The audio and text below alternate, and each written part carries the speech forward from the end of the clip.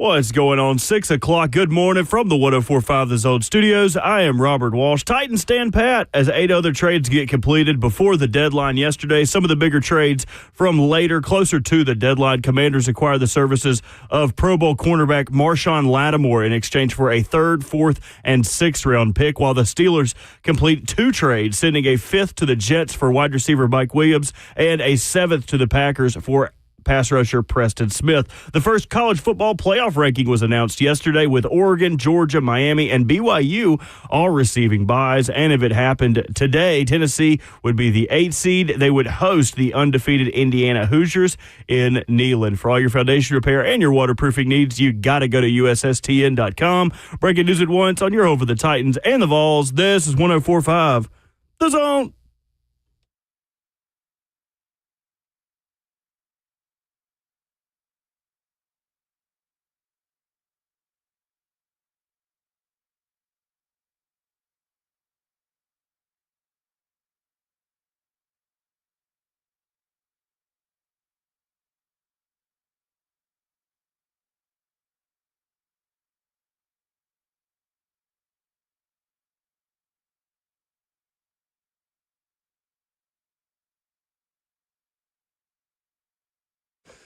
And the show goes on in the middle of your week. Welcome to the middle of your week and your Wednesday morning on RKW. Ramon, Kayla, and Will. No Ramon Foster this morning, meaning you've got Kayla Anderson, you've got myself, Will Boulding, Robert Walsh at the controls. 615-737-1045 is the number, with a loaded lineup this morning. Stephen Godfrey talks college football coming up at 7:20. Austin Price of AllQuest at 8:20. Rhett, Bryan at 9. Inky Johnson, midweek motivation. It'll be college. It'll be NFL. Trade deadline takeaways. Kayla, there's a lot to get to. Good morning. Yeah, good morning to everybody. Hopefully everybody up and at 'em on this Wednesday as we're entering hump day. And yeah, tons going on yesterday, but the Titans did not make a move. And I did read later in the day the tweet that Diana put out, and there was some interest in Jeffrey Simmons, and I guess they said absolutely not. No was the answer in terms of possibly trading him. So that was interesting to see. There was actually some interest. So the Athletics' Diana Rossini, of course, with that report yesterday, a flat no from the Tennessee Titans as it pertains to Jeffrey Simmons. We will get into that. We almost got into, or at least myself, work late today because there was one singular raindrop this morning and everyone just forgot how to drive on the interstate this morning, but we made it in safely. I have no idea. I didn't even see any rain. Really? We're supposed to get some later today. I have not had time to look at the weather, considering there's been a lot going on in the past few days with Election Day being yesterday. But yeah, I didn't even notice it was raining this morning. It was a little bit. But just enough for everyone to forget how to drive. Just be safe out there. All right, people, drive safe. We really love it. Yes, so trade deadline comes and goes. Nothing significant happens with the Titans, and I don't think any of us were necessarily surprised at the way things developed here locally yesterday. Yeah, I wasn't surprised. I think we spoke about it on our show, and honestly, the two guys that we brought up in terms of Sebastian Joseph Day and Arden Key, I really did feel like those were probably the two that were more likely to be traded. But when it's all said and done, if the team that is inquiring about any of those guys, if they're not willing to give what the Titans want, then it's not worth it, I feel like, at this point, because, yeah, maybe they're not necessarily in the playoff race by any means, but the goal here is still to win games. So if that is their main goal and they're not getting what they want from those particular players in terms of a trade, then they're going to stick with their guns and not make a move. And that's what they did. Certainly did. And what you've got is what you have for the rest of the season, barring injury. And this is going to be the group and the leadership core, and namely Jeffrey Simmons, who is going to try to get this thing on an upward tick the rest of the year. And I liked what Mike Keith said on 3HL early this week, pretty much saying exactly that. That's the goal for this season, regardless of the way it shakes out week to week. You need to end this season on an upward trajectory, setting yourself up for the future. Yeah, and the biggest question now, and there's some injuries that have occurred, which doesn't always bode well when it comes to adjustments. And if you do get Will Levis back at quarterback this weekend, which that's, still up in the air, you're not going to have your center and Lloyd Cushenberry in there. And He has been such a solid piece. And I really think at times has been a calming piece on that line because he has that veteran leadership. And so you're going to get somebody new in at center, probably Corey Levin at this point is what it's looking like. And what's going to happen, though, is Will Levis comes in. I'm sorry, you're going to not have the excuse of, it's not Lloyd Cushenberry, because when it's all said and done, what this organization is still doing is trying to figure out who Will Levis is. And at this point, there's just no excuses to me, whether it's your shoulder or whatever. We know for sure when he gets in, that shoulder is ready to go. And those things that he's had to work on and that he's had time to sit back and work on, he needs to be ready to go and move his play forward. And if it doesn't happen, it's going to be a long rest of the season. And Brian Callahan did mention, too, it is Brunskill at center as long as Dylan Radins is healthy at right guard. But again, there's a lot of musical chairs that have to be played there. And first of all, Radins has got to get healthy. He's got to get healthy. And it's a bummer, too, because he has really had a great season quietly. 100%. And I say quietly because we really have not spoke about him, which is a good thing when it comes to an offensive lineman. Ramon Foster will be the first to tell you that. So after acting like that's not the case for the first about 30 seconds of the conversation, yes, exactly, he would admit it. So if he gets healthy, and you said Brunskill, move him to center where they've kind of been cross-training him this whole season for the most part. Maybe it is steadier than we thought, but getting Dylan Radins back would help everything for sure. I feel like there were no massive surprises yesterday in the NFL trade deadline. Honestly, the biggest surprise is still Jonathan Mingo going to the Cowboys and the Panthers recuperating a fourth-round pick. But it is interesting to me how more and more this does feel like baseball, right? Like it's certainly not to that level where you've got just trades every 5 minutes for the entire final hour, it seems like, in Major League Baseball. And of course, we're both baseball people, but it has, I think, picked up steam to where the NFL trade deadline is more of an event than it was a couple of years ago. It certainly is. And we were the first to have the TV on and, watching from the minute that we got in our show with one of the earlier moves that happened. What was that, Will, that happened early in our show? I'm like Zadarius Smith. That's right. Zadarius Smith, being traded Detroit from the Cleveland Browns to Detroit. So it was an all-day spectacle when it all comes down to it, along with the college football playoff first selection show. So it is becoming more of that. Even though there weren't a lot of moves, I think people were just on pins and needles waiting for that next move to happen. I probably even think Titans fans. I mean, I was on my phone up to the last minute just seeing, okay, was there any moves coming down the wire? So even though there weren't a lot of moves, definitely people I think are glued in to seeing, okay, what can happen on this day? So whether it's a lot or not, it is a spectacle. Certainly is. Big news of the NFL trade deadline yesterday. It felt like really at the very end of it and close to when everything kind of was packed up and hauled away. The Saints continuing the demolition of their roster for the future. Marshawn Lattimore and a 2025 fifth-round pick to the Washington Commanders for 3 picks in the 2025 draft. 3rd, 4th, and 6th rounders. Again, Kayla, it is insane to me how quickly a quarterback and a new regime, and in this case, new ownership, can so quickly turn things around in the district because the Commanders, because of Jaden Daniels and how much potential he has shown, are all of a sudden buyers and going all in and trading for corners. It happened very, very fast. I did not see it happening this quickly. I thought it would possibly happen because I did like the Jaden Daniels pick at quarterback. But again, like C.J. Stroud, when he was drafted by Houston, you didn't automatically think, oh my gosh, he's going to have this great year. You always think there are going to be some ups and downs when it comes to rookie quarterbacks because majority of rookie quarterbacks go through much of that more so than they do the ups. They go through the downs and the figuring themselves out in the NFL. And this hasn't been the case for the most part with him. And it's really kind of joviated the entire organization. And I know new management can do that. But then when you get the quarterback and that's a fit, and then everybody else starts believing, they absolutely felt like they were buyers. And now you're getting a key defensive piece for this team.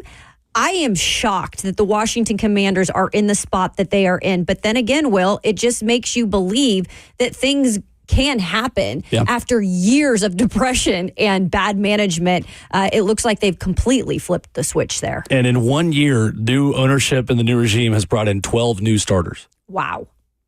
And coaching, I'll say this, though. I think they nailed the coaching hires. Dan Quinn, right? yeah. I mean, so far, so good. I mean, him and Cliff Kingsbury appear to be a really good match. Yeah. They honestly might have the perfect kind of quarterback guru in Cliff Kingsbury, because I don't know if that guy's going to be a head coach this quickly again. I mean, maybe I'm wrong, but it feels like he is the perfect guy with like a limited ceiling as a head coach, but with still a pretty clearly high ceiling as an offensive coordinator. We saw the work that he did when he was at Texas Tech with the quarterbacks that he had there. Yeah. And we saw just the offensive genius that he is. That doesn't always mean you're going to be a good head coach in the league. And clearly his first time around at Arizona wasn't necessarily that. Not to say that he can't learn and get to that spot again, but no one can take away the fact that he's a really good offensive coordinator and a developer of quarterbacks.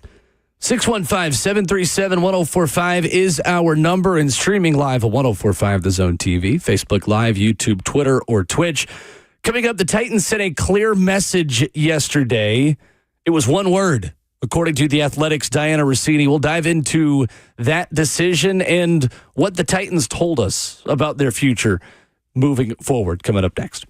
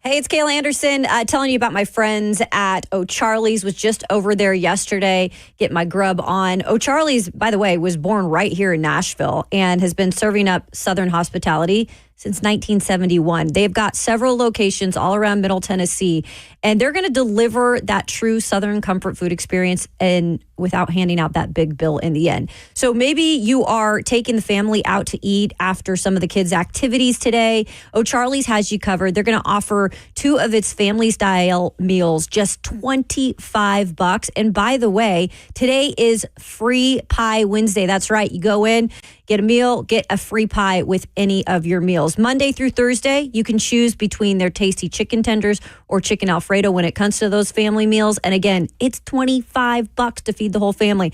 I'm telling you, if you want more bang for your buck when it comes to grub, O'Charlie's definitely the place to check out. Get more flavor, get more choices, more value all day, every day at O'Charlie's.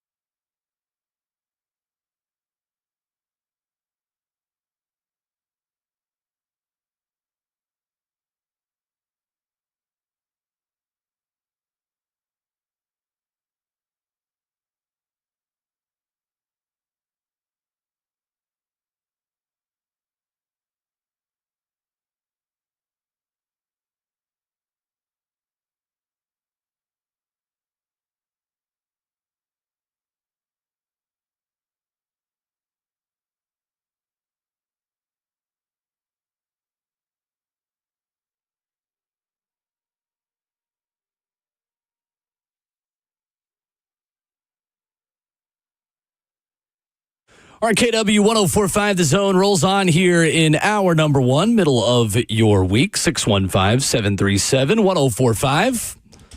Kayla Anderson, Will Bowling with you. Ramon Foster out this morning. Robert Walsh making the show happen. Going to talk a lot of college football today. Stephen Godfrey going to join us in an hour. I can't wait to catch up with him on pretty much everything college football. Austin Price, we moved to today at 8:20, and Rhett Bryan, of course, in the fourth hour, talking Titans. But we begin this morning with the Titans' role in the trade deadline because there was not much of one. Titans getting their business done before the deadline hits. And the only really significant thing that we learned, Kayla, was that Jeffrey Simmons was not only unavailable, but was like a non-starter in conversation. So the Athletics' Diana Rossini tweets this yesterday saying, I had one team say today we gave Tennessee a call just to check on Simmons, but we knew the answer before we even picked up the phone. It was no. And there's no other context put to it. What do you make of that? What is your initial reaction to seeing that report? Yeah, well, when the answer is that simple and there's no other explanation for why it was no, it pretty much means that there is not any interest right now or in the near future of trading Jeffrey Simmons. He is part of your building block here, no matter if you like him or not, because this is a guy who they drafted in the first round. It has been a success overall, right? And he is by far the biggest leader in that locker room. And I will say, I feel comfortable saying this. He has held a lot of stuff together when things have kind of gone wrong. And he's not perfect by any means, but he is a player that you do want to continue to build around. And I think they know that and they believe in him for that reason.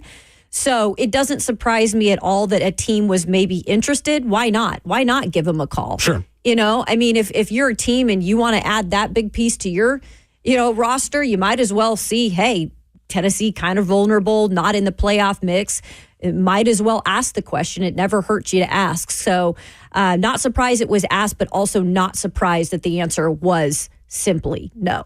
It's always difficult to really get into the weeds when you see reports like this because you never know like how much conversation was really had, right? Like I feel like the report at least insinuates that teams that picked up the phone, called Rand Carthon, Chad Brinker, the Titans organization, asking about Jeffrey Simmons were essentially told no and hung up on, right? Like that's kind of the vibe you get. You never know, though, over the last couple of weeks, what conversations transpired, how many, what other conversation was there, before the phone was hung up. We'll not know. But right. Let's say for the sake of conversation, it's a flat no, and there's not even any other discussion, not on price, not on contract, not on anything else. Is that the right way forward for the Titans to just non-starter? Nope, not even going to discuss it. And that's the thing. We don't know. So I don't want to jump to conclusions and say that there wasn't at all a conversation. And Danny Robinson in the F&M Bake chat says it ain't that deep, Kayla. He's been less than all year, and they wouldn't get what he's truly worth. Not the last 2 weeks. I'm not going to agree with that, Danny. I'm sorry. And it is that deep sometimes when you're trying to build a culture. And if you need something to build off of, you've got to build off of something in terms of some of the players you're keeping there. But he also has been good in the last 2 weeks. And this team has a little confidence now to try to continue to build off of that. But I don't know if there were any conversations that went deeper than no. Because Sure. There's always that maybe if you're the team looking to get that guy, maybe there's poking and prying, right? Well, what if we gave you this? Or in the future, do you think? You don't know that, but I think right now I really do feel like this isn't going to be a piece that's going to be moved. It's just for them, I don't think it's worth it as an organization to get rid of your, again, biggest leader. You might not think he's productive, but they clearly think he's productive enough to keep him. So to me, it sends a clear message that at the moment, Jeffrey Simmons is the most likely face to be plastered on new Nissan Stadium when it opens. Right now. I mean, we're obviously still 3 years away from that, but you always have to have something to build around, and that person is Jeffrey Simmons. That means two things for me. One, it means I think they believe in their ability to turn this thing around within a year or two still, right? Because if you really didn't believe that this was still attainable in the near future, you're recouping all the assets you can get. You're trading Jeffrey Simmons. You are doing the full rebuild. And you look at around a lot of the teams around the league, many of them have used that. The Deshaun Watson trade for Houston being their ability to do that. And plenty of other teams that have traded away a big piece of their organization to then kickstart everything else. I mean, I know it's on a little bit of a smaller scale, but TJ Hawkinson in Detroit. Yeah. Another example of that you look at the way that they've drafted. Yeah, they've drafted really, really well. They also went ahead and bit the bullet and traded one of their stars in order to kickstart it. So to me, that's the first part of it. They believe they don't need the assets they would recoup from Jeffrey Simmons in order to kickstart everything else they've got in motion. B, I think it means that they feel more confident Jeffrey Simmons is a foundational piece versus someone else they could go get. Mm-hmm. And those two things may seem obvious. I don't think it's that simple a lot of the time, but I do think in this case, Jeffrey Simmons is the cornerstone on which you build everything moving forward. And now at this point, now that the trade deadline is passed, that's just the reality of where the Titans are. That this is Jeffrey Simmons' team, this is his defense, and they believe in his ability to facilitate everything for everyone else on that defense moving forward. And let me paint this picture too, that when you have a piece like that has been, for the most part, good, and he has had some issues with some injuries, right? But this is a guy that you know is going to go play out on anything. Again, I remind you, he had a stellar game on Sunday. Y'all, he was hurt. He had that freaking thing wrapped around, that heating pad wrapped around his hamstring on the sideline, would run back out, come in. I mean, he is going to play whenever he can. If they allow him to play, he is going to play. Like, he's going to put his body on the line for this organization to try to help them win games. And for the most part, he's done that. And so if you have that piece on defense and he's able to kind of get this defense to where it needs to be. And look, they're missing some pieces right now. They've got to draft. They've got to continue to stack that defense and add depth. But you've got that there on defense now. And it's like, okay, phew. Because right now on offense, Will, and this has even been said by offensive players, that I don't know really who the leader is, because they mentioned Jeffrey Simmons as a leader on defense and we need a leader on offense. That's what their focus is right now. So if you can start to build primarily on offense and find that leader in your quarterback, I think at least you know the defense is taken care of. Why do you want to yank that piece away and have to then start to deal with that as well when you really need to put some focus on this offense? And at the end of the day, you look at Harold Landry's contract situation, you look at Arden Key's production that has been inconsistent while he's been here. Jeffrey Simmons was really your only trade piece that would have recuperated you major draft capital. And major even is a relative term. Like, you weren't getting a first-round pick. You weren't probably even getting a second-round pick. I know. If you trade Jeffrey Simmons at this point. So at that point, when you don't have a lot of movable assets, and I know Corey Curtis on the Buck Rising show yesterday mentioned you're kind of a grocery store that's not selling a whole lot of groceries. It's a great way to put it. It is. This was really your only way to get something, and you didn't. Okay, well, what does that mean moving forward? To me, it means that the expectations are that much higher for Jeffrey Simmons. Mm-hmm. And to be quite honest with you, like, that is now, I think, the message the Titans have sent. Like I said, everything builds around Jeffrey Simmons on defense as it comes to leadership, as it comes to being a face for that locker room. I think Jeff, for years, has embraced that, but like you said, Jeff has had really, in his career, just the one fully healthy season. Mm-hmm. 2021, 17 games started, 8.5 sacks. That's a career high for him still. It was his first Pro Bowl season out of the two that he's had in 2021. In 2022, as physically, as violently as he plays, it does seem like there is always something with Jeffrey Simmons. I will credit him for playing through pretty much every single one of those injuries. And you're 100% right that Maybe there are many players who would have taken themselves out and not come back in as he continued in that game on Sunday. We'll never know. Only he and the trainers will know really what the specifics of that situation are. But I think the expectations now are pretty high for Jeffrey Simmons moving forward because the Titans have essentially knighted him. They have put a sword on his shoulder, asked him to drop to a knee, and said, "You are Sir Jeffrey Simmons of our rebuild." Yeah. You're the guy. You mentioned, plastering his face in the new stadium if he is still there at that point. And that's essentially what they have said with the simple answer of no.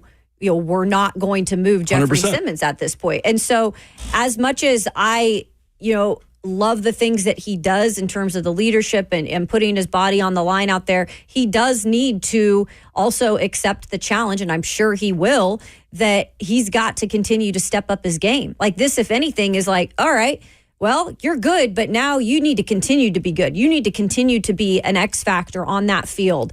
And so I think the expectations for fans go up too, because right now fans expect a lot out of him. And I understand too the fan side of things that you maybe haven't seen as much as you wanted out of that guy when it comes down to the statistical side of things. Look, when it's all said and done, he's not going to lead the team in sacks, guys. He's an interior defensive lineman. It's just not. It's not going to happen.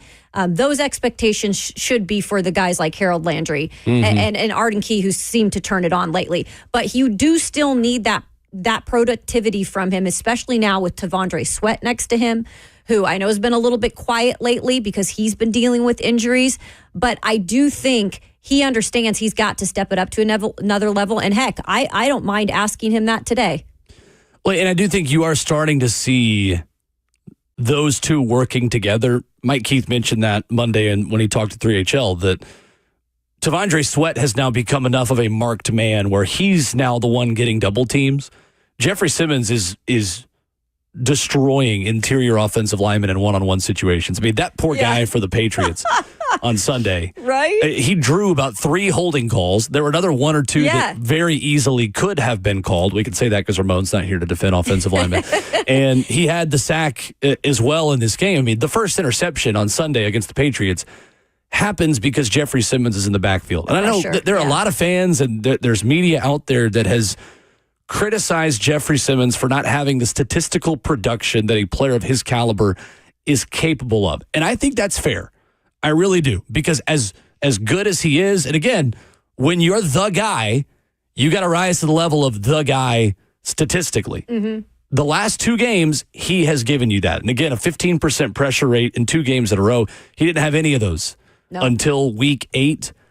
There is something to monitor here of Jeffrey Simmons starting to trend upward. And now we see what that means for the rest of the Titans defense, including a linebacker core that is a little bit different now. Exactly. And you had mentioned, some of the stats you don't get credited for when it comes to being one of those interior linemen. And you mentioned specifically, which Brian Baldinger tweeted out this video. I really encourage you to go look at it on Twitter. And he just said, Grind Simmons has been everywhere, Jeffrey Simmons, in this contest. Forcing 3 holding calls is something I have not seen any defensive player do this season. He said, too bad there isn't a stat for that. So again, just little things that even, when you look closely at the film and you see the little things that Jeffrey is doing that maybe you're statistically not getting credited for that show how special he is, you hope that he can continue to build off of that for sure. 615-737-1045 if you want to get on this discussion on what it means for Jeffrey Simmons essentially just being totally unavailable yesterday in trade dialogue. It does get me thinking, though, about the face on the stadium conversation. Because to be honest with you right now, I don't know who else they could possibly make the face of a new building. And I know in 3 years, the way things have turned year to year here in Nashville, it can all change really quickly, and that's just the case everywhere in the NFL. But aside from Jeffrey Simmons, I don't know if Tony Pollard's going to be around in 2027. Tajay Spears is a backup, essentially right now, the way Pollard has played. He's been injured. Honestly, after Jeffrey Simmons, all I think is J.C. Latham. That's my number in one terms answer. of the next quote-unquote face of the franchise. And the guy's only been playing football for a couple months at the professional level. That was the first name that came to my head, and I didn't even think twice. And offensive linemen, usually, their faces aren't necessarily all over billboards because, they can make a difference. Clearly, tackles, and specifically the left tackle position. But you also have to have all the other things that come along with it, right? And he's got that. He's got that as a rookie. And you can tell the minute that you talk to him, he's going to be a leader on that team. He's going to continue to get better on the field. He could be really special. So I think he could be an absolute building block offensively for this team, which they need that. But they need that big name, right? They need that young wide receiver that can become something, or right. More importantly, more so than anything, the quarterback. That's it. The quarterback, baby. I mean, at this point, the bright side of it is if you just had banners of Jeffrey Simmons and T'Vondre Sweat, those are so big that they could just cover up all the other empty spaces. You could just have one picture of Jeff on one whole side of the stadium. Yeah. And then you could have one picture of T'Vondre on one whole other side of the stadium. You're good to go. You're good to go. You don't have to waste any more money on any other banners. Or just put up a picture of a meatloaf. Yes, exactly. Considering that is T'Vondre's nickname. And you're right. I think Sweat would be up there too, because he's clearly made an impact in his rookie year and probably will. Sure. I think it's fair. Well, to me, though, now I think as fans, as media, again, like the expectations are what they are for Jeffrey Simmons. And when you dub somebody your cornerstone, you got to produce. And you've got to show that level of leadership in a way that helps the team and isn't, in the Mike Vrabel phrase, dumb crap to hurt the team. And that's what we've got to expect from Jeffrey Simmons moving forward. You are the face of the franchise. The off-the-field stuff has got to be as cleaned up as it possibly can be as it pertains to the leadership, the penalties, the off-the-field meeting, just everything that happens after the whistle. And the production has got to be there. And I know for interior defensive linemen, it is tricky to grade production unless you are looking at the Pro Football Focus, the pressure rate, all these things, because sacks are more of a challenging thing to evaluate at that position. But I don't think you really get that excuse when you're the guy and you are the face of the franchise. And let me pose one more thing about that too, Will, because I think what is hard about this team is clearly they're not winning games, right? And so when you're not winning games, the microscope on big-time players or the players that need to always, have production in your mind, the microscope's going to get even bigger. So I understand defense for the most part has been good this season, but Jeffrey Simmons is also the biggest face on this team. And so the microscope, when things are bad, it's still going to be shining on those types of players. I feel like once this team can start playing complementary football consistently, maybe that takes it off of him a little bit more. You still got to be productive, no doubt about that. But maybe it's less on, he doesn't have a sack in every game, right? Okay, the defense is solid, but the offense is also producing, and we can feel good about this team as a whole. It might take a minute to get there, but I do feel like once you start to see that, maybe we don't see as many nitpicking of certain players. In the F&M Bank chat on YouTube, AJ writes in, can I still scream from the rooftops about starting Skoronski at tackle? As we've been telling you for months, no, you cannot. That is not allowed. I wonder if that will ever go away. I'm going to start muting the words Skoronski at tackle in the F&M Bank chat on YouTube. That way it just never gets through. That's how tired I am of having that conversation. Hopefully they just draft a right tackle that works. Oh, goodness sakes. Goodness sakes. 615-737-1045 if you want to react to any of what we just discussed, the Titans and NFL trade deadline. When we come back, I was in Knoxville last night. I got a front row seat, literally, to the Kim Caldwell era beginning. Tennessee Lady Vol basketball scoring 100+, getting a win yesterday. I'm going to share with you what I learned and some of the unorthodox methods you will become used to as you watch a little bit of Tennessee hoops this year. That's coming up next.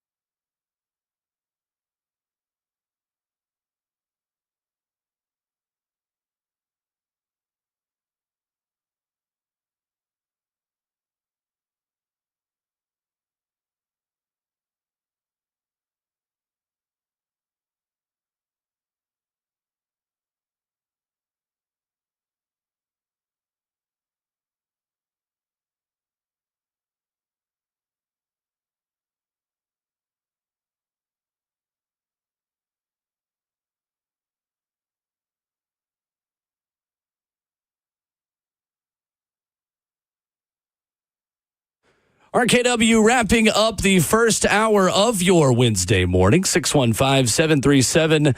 We'll talk some college football coming up in 15 minutes as college football playoff ranking update number 1 is upon us. Kayla Anderson, Will Bolding with you. Ramon out this morning.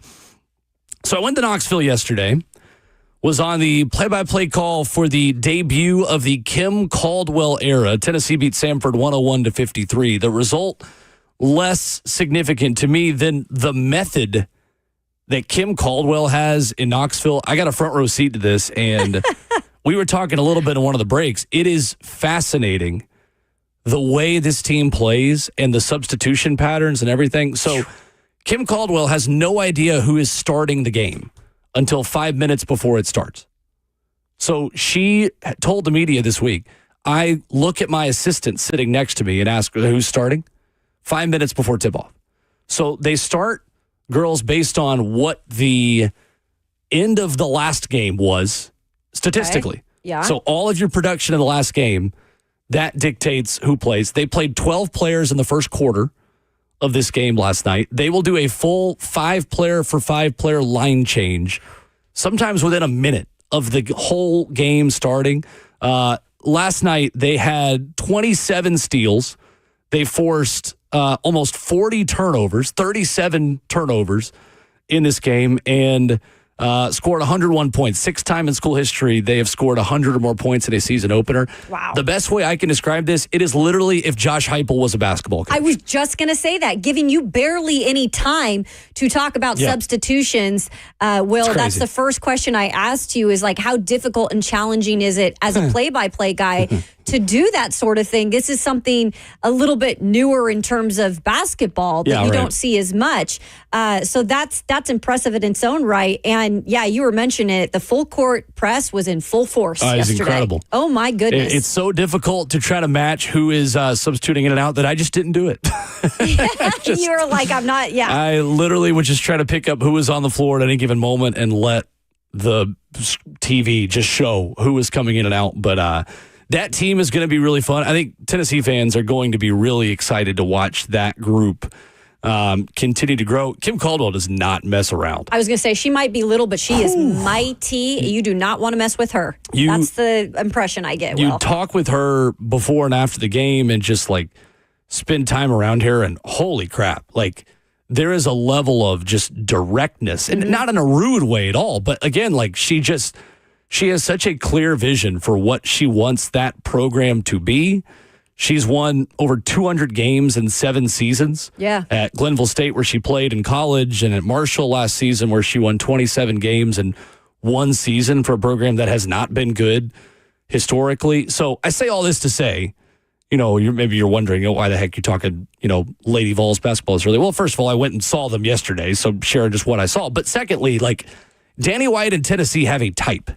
Yeah. And I'm starting to really trust Danny White's evaluation for what Tennessee athletics needs and what kind of attributes make a coach a good coach.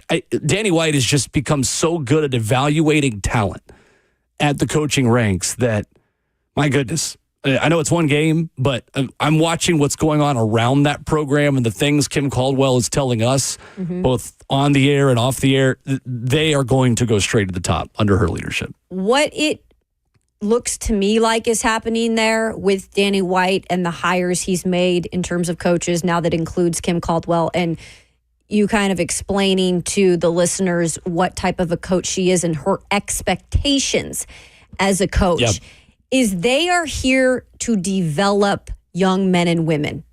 They are here to provide them with not only just, a good college education, but they are here to develop them to try to, if their goal is to go to the next level in any sport, or just the working level, to get to that level, to develop them as people and athletes is, I think, Danny White's main priority when he gets these coaches in. And you really are seeing it on every level when it comes to it. And I know that Rick Barnes was not his hire.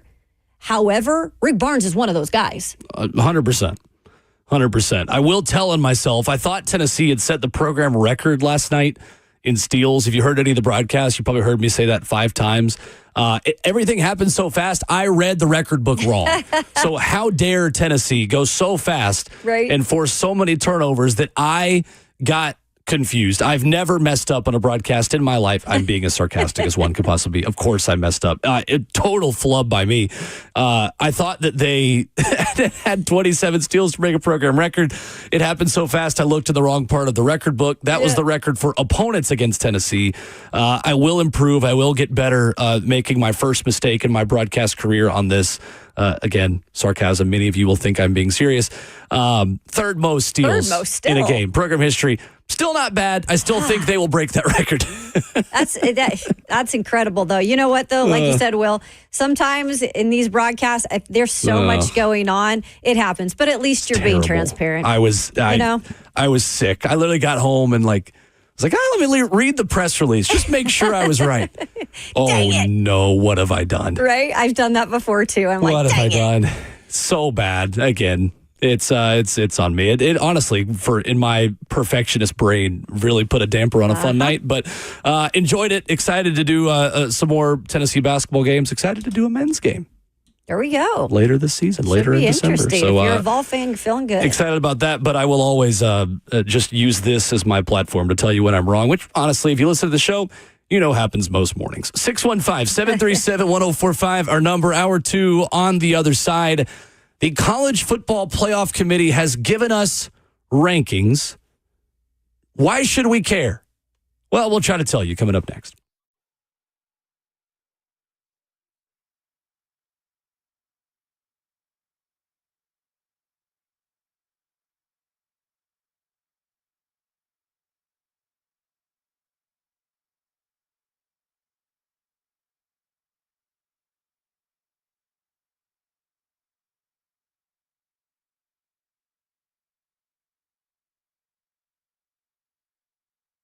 Hey, it's Ramon and Kayla with our friends at Window Nation. And we've got a good one coming up for you in the month of, I can't believe it, we're already in November. 50% off all Windows styles, plus 0 interest for 60 months.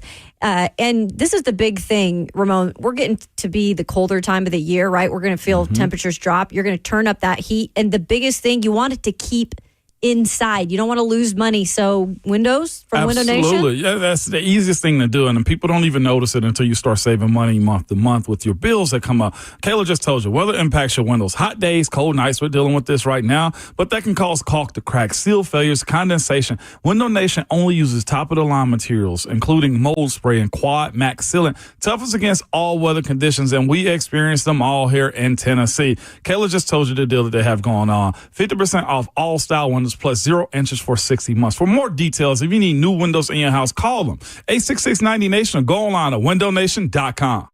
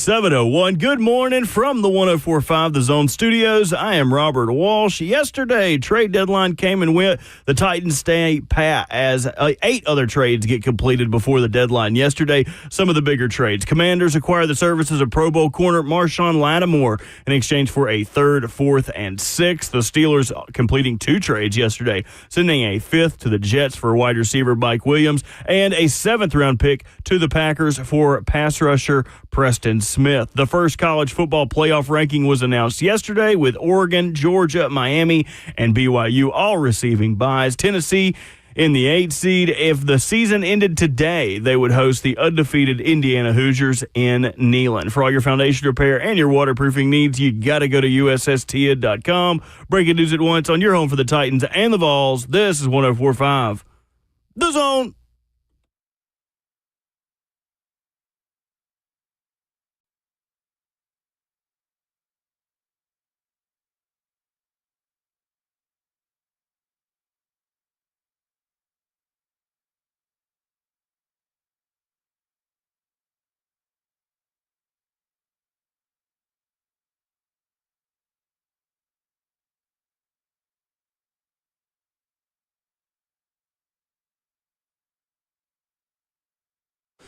Seven a.m. and hour number 2, getting started in the middle of your week. Wednesday morning kicked off right here. RKW, Ramon, Kayla, and Will. 615-737-1045 is the number. Ramon Foster out on the IL this morning. Kayla Anderson, myself, Will Bowling. Robert Walsh giving you 3 more hours here to start your day. We're going to talk some college football here in hour 2. And Stephen Godfrey will join us coming up in 20 minutes. I can't wait to catch up with him on a number of college football topics, Split Zone Duo and Washington Post, where you can find his work. You find it everywhere. And he will bring it here to us in just a few minutes. Yesterday, we got a CFP ranking. Did we really learn anything, Kayla, in the first week of November as we see this made-for-TV event unfurled before our very eyes last night? I feel like just because it was Election Day, the College Football Playoff Committee had to pump up, its first college football playoff rankings. And I will say this, it fell flat. I just feel like, again, you said, did we learn anything? Well, not really. I mean, you look at the first in terms of the top 5, Oregon, Ohio State, Georgia, Miami, Texas. I don't think anybody was extremely shocked at that. Tennessee coming in at 7, right? What they are right now currently in the AP rankings. I think the only kind of shocker to me, and it doesn't even matter, is towards the bottom end of the poll, just keeping in a team like Missouri. Yeah. I was really shell-shocked at that. I personally have not had them in my polls in 2 weeks. I really don't know why you continue to keep Missouri or give Missouri a poll vote or a college football playoff ranking vote. Maybe they have something on the committee. I have no idea, you guys. But I didn't really learn anything when it's all said and done. I think this weekend, though, could shift some things with LSU and Alabama playing. Sure. I think that's going to be really important. And I guess just laying out what it could look like. I think, seeing firsthand right now, if it were to be the playoffs, Tennessee hosting Indiana, I was like, whoa, that could be interesting. And Buck Rising maybe listening this morning, Could you imagine? Congrats, Buck, if you're listening this morning. Yes, playoff rankings were revealed last night. We're probably breaking news to you. Right. Listen, this is made for television. Yes. It is. It always has been. There are no rankings in November that dictate what your identity is as a football team because this is such an incomplete exercise. It really, really is. And I know Greg McElroy mentioned last night on ESPN, it matters because we start to get a glimpse into what the committee values. I really just don't think it does. Not in the first weekend of November. And look, it's not to say that they shouldn't be revealing rankings. They could do whatever they want. I mean, the power that the 4-letter network holds in the college football world, they wield it however they see fit. And there is nothing we can do to stop it. I know he did mention Tennessee probably has a better resume, in his opinion, meaning Greg McElroy's, than teams like Texas or Penn State. I agree on Penn State. If I'm nitpicking, I think I would put Tennessee in front of them. But again, like, that will all take care of itself. And Tennessee has games in front of them that will allow them to rise into the top 4 of all of this. If they beat Georgia, then there's going to be no argument. Like, they will be ranked higher than Penn State. Yeah, and that's what I think in terms of why it doesn't really matter right now, Will, for this isn't the end-all, be-all, because you're right. There are a lot of important games with some of these teams right now who are in the top 10 even. I mean, you even mentioned a BYU. I don't know if Greg McElroy was told to be the heel in this situation yesterday, but he was like battling for BYU to be higher on this ranking list. And look, I like BYU too. I think they're a good team, but overall, their schedule is just not as challenging as some of these other teams that are ahead of them. And still, at this point, they would actually get a bye.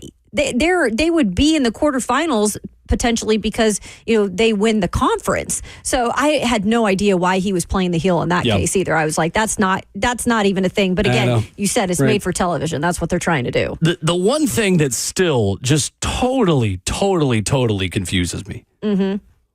What did South Carolina do to deserve not being ranked by anyone? Look at South Carolina's resume. 2 of their losses are by a total of 5 points to LSU in a game where Birmingham and the SEC office and the officiating just completely botched that game. I get it. You as the committee can't use that. Whatever. It happened. It is what it is. The Alabama loss, they lose that game by 2 points away from home. A late fumble in that game essentially costs them an opportunity to have that signature win for Shane Beamer. Are you really going to tell me that one fumble is the difference between South Carolina being ranked and not ranked? Because if that ball is not fumbled late by South Carolina and they beat Alabama, of course they would be ranked right now.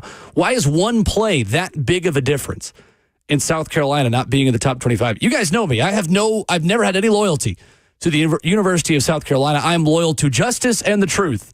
And it is completely and utterly ridiculous that Missouri is in the top 25 in anyone's ballot or bracket, and South Carolina is not. South Carolina is a very, very good football team right now. And I put them in my top 25 this week, and I was interested when this came out yesterday because they're a 3-loss team, right? But again, I go through the schedule, I look at the wins and the losses, those types of games, and then you see in the college football playoff rankings, the other team that is in the mix right now is Louisville.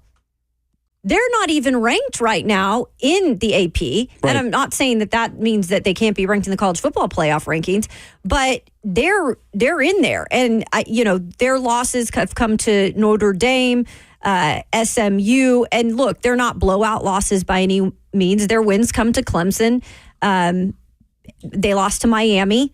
So it's kind of this or that, I guess, when it's all said and done, pick your poison. But I'm with you on South Carolina. I think that they have done a lot in terms of this type of a schedule to prove they're at least a top 25 team. And that's the thing, right? Like, Louisville is so equal to South Carolina in so many ways. Like, Louisville is a 3-loss team that has lost a bunch of games by 1 score.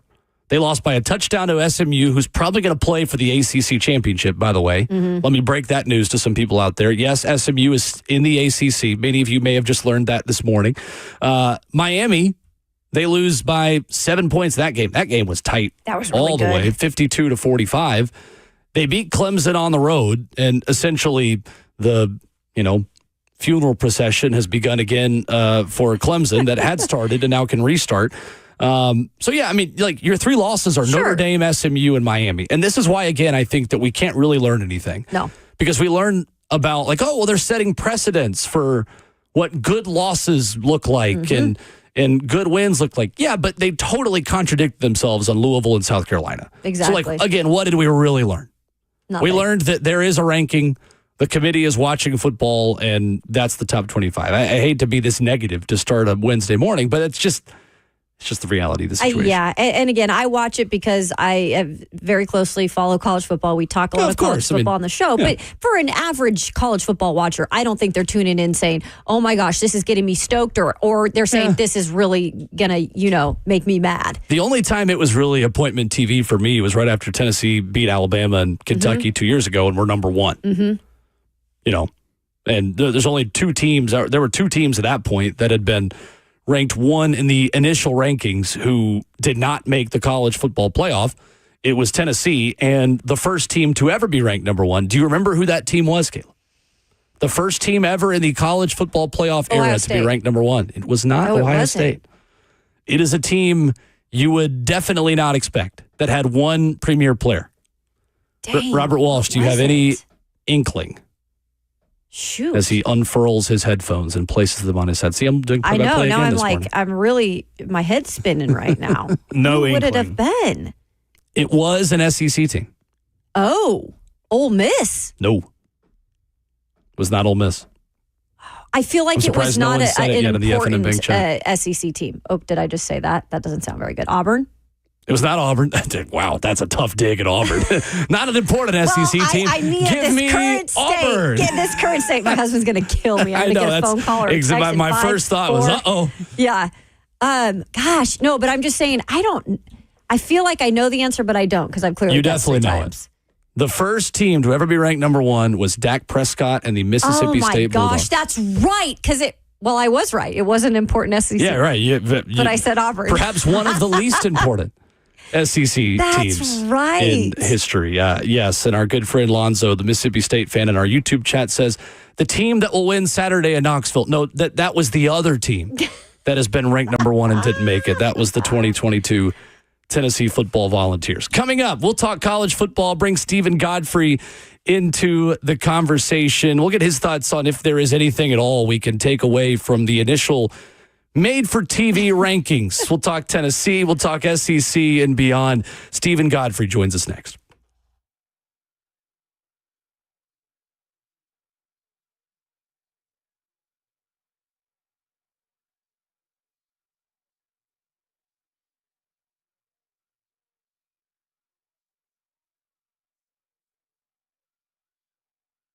Hey, it's Will Bowling. Is your heating system ready for the cold weather of winter? Well, available 24/7, 365. The professional Lee Company team, they're here to help. Their technicians will perform a 22-point inspection as well as seasonal cleaning and maintenance to keep your home running efficiently this fall and winter. And even better, save $20 on your next heating tune-up visit today. That's $20 off on your home's next heating service. These are the folks that I trust. Trusted in Middle Tennessee for 80 years. You do business for 80 years. You learn how to do it the right way. You contact Lee Company on your phone at 615-567-1000, or you can head online, leecompany.com, to schedule your appointment there. Make sure you keep your home's heating in check before that cold blast of winter that will be here before you know it once again in Middle Tennessee. $20 off on your home's next heating service when you call the folks at Lee Company, 615-567-1000. That's Lee Company, all you need.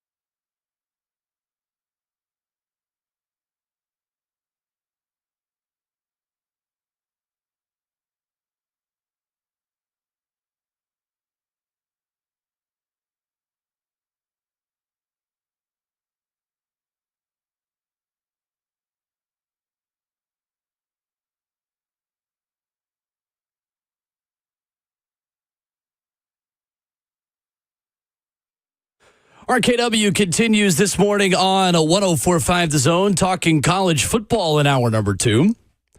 Ramon Foster out this morning. Kayla Anderson, myself, Will Bowling. Pleased to be joined by a man who is everywhere talking college football, Stephen Godfrey. Who Killed College Football, available Apple Podcasts, Spotify. You read his work, Washington Post, Split Zone Duo, a must-listen as well for the college football fan in your life. Godfrey, what's up, man? How are you? Good morning. How is everyone on this totally normal morning? Totally normal. So normal, right? Nothing to talk about. Our nation's future decided in 25 teams that were unfurled before us, Godfrey, on ESPN. A made-for-TV show always. Is there anything significant at all that you take away? No. All right, thank you. Go ahead, Rhett. No. My favorite line last night was Ward Manuel, the playoff chair and athletic director at Michigan, said, there's like 20-ish teams still alive. And my initial response was, do you mean 25? Because you ranked 25. Yeah. I like the transparency of just ignorance here. I like the fact that you have to embrace this with a certain sort of comedic vantage point, because otherwise, if you try and parse any kind of science or any kind of data or advanced stats into what they're doing this early on in the process, you will go insane.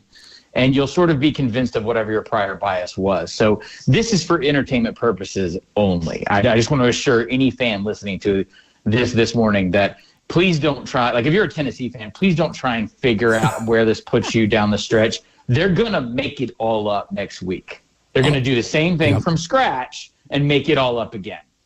100%. You essentially just rephrased exactly what we just got done talking about. The incredible thing for me, Godfrey, at the end of this ranking, too, is like Louisville gets in, 22nd ranked, coming off the win against Clemson. They're a 3-loss team with a couple of 1-score losses. Meanwhile, South Carolina, not even in the top 25. Missouri, for some reason, is. And Carolina's sitting there saying, yeah, we got 3 losses, too, but we lost by 2 in Tuscaloosa. We lost by 3 against LSU in a game the SEC office helped decide. Like, the continuity of this, especially the first week in November, it doesn't make much sense.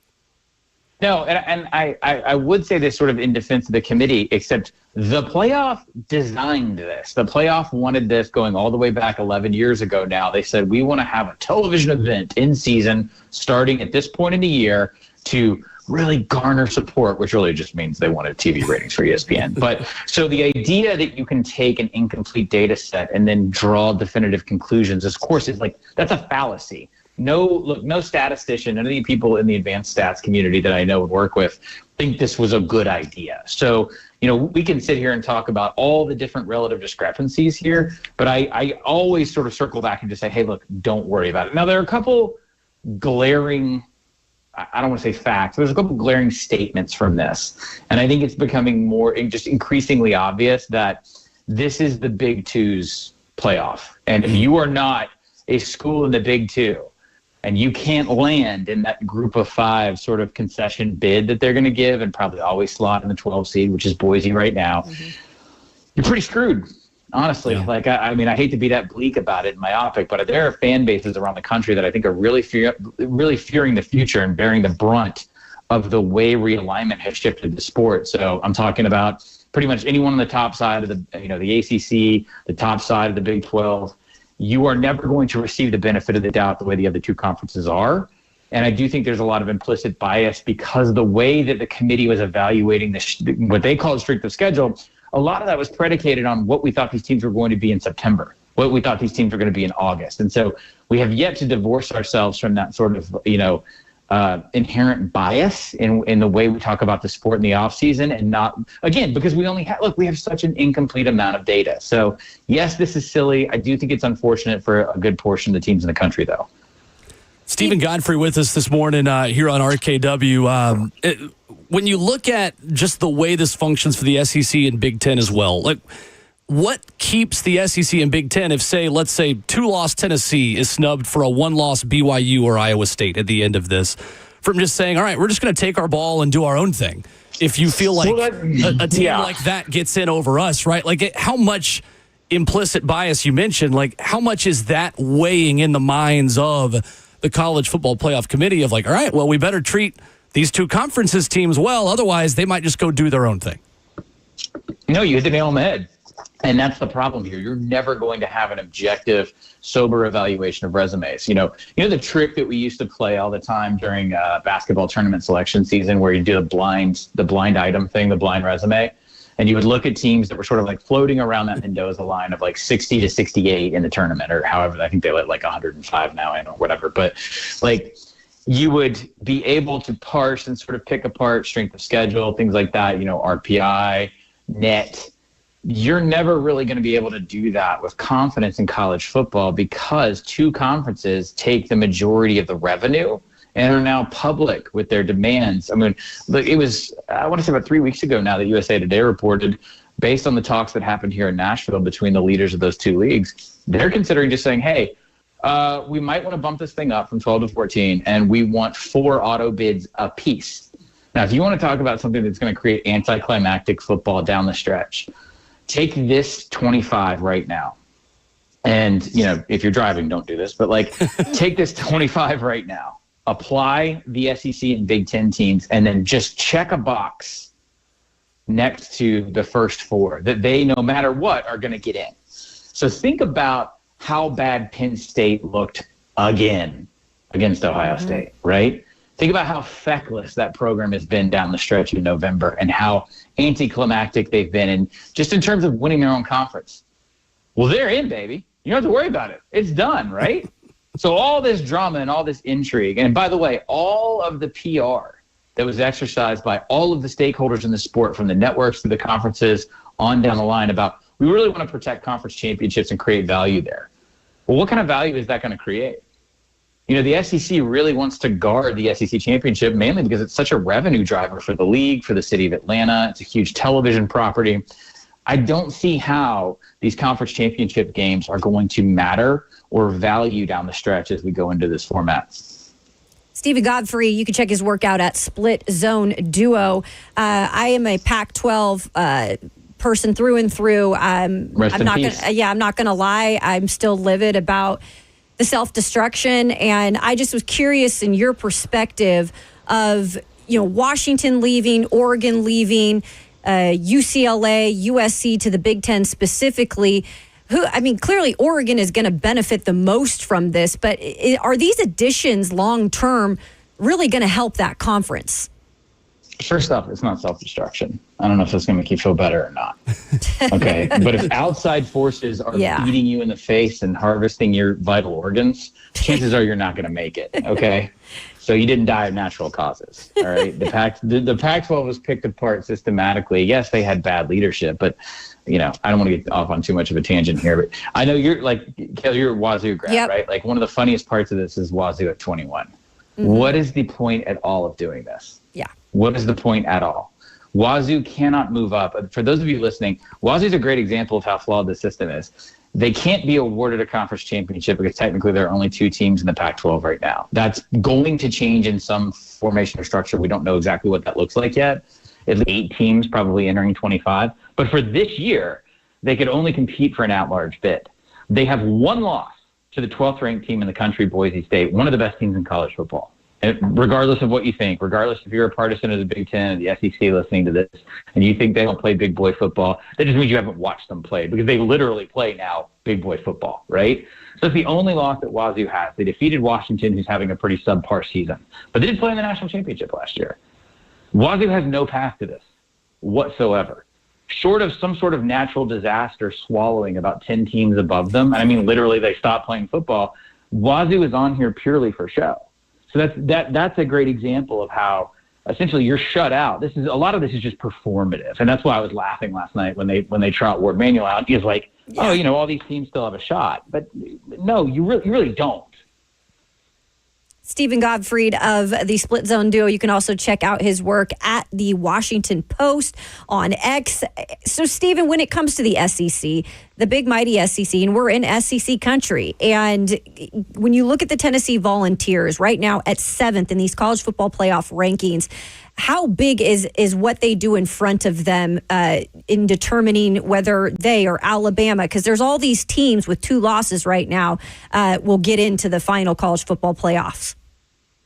win, stay alive. The idea that you could have a resume at 2 losses that's somehow better than that huge group right now of Big Ten and SEC teams with 2 losses, that's a fallacy. This is not so much specific to Tennessee, but I was asked, multiple Tennessee fans yesterday were asking, like, what are our shot if this, or what if this, what's the permutation? Win.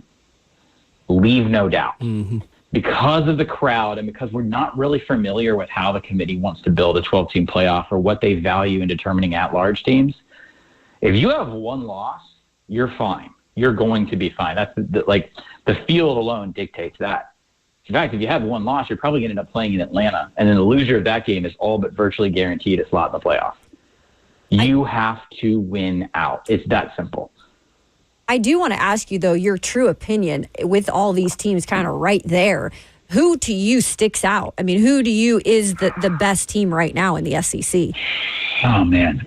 So this is where it gets really tricky, because I think that in my opinion, to determine that, I think we may have to abandon the way we view college football, and we may have to skew it a little bit more professional. And people hate it when I say that. So, I'll give you an example. In baseball, right? Hot teams in August have routinely gone and won the World Series with worse overall records than the top seeds in either the NL or the AL, right? Like, I'm a Braves fan. We caught fire down the stretch. We won the World Series a couple years ago. This is pretty routine now in baseball. NFL, we've seen wild card teams win the Super Bowl, right? We saw the Giants sneak in a couple years ago, I think, with 9 wins, and they won the whole thing, beat New England.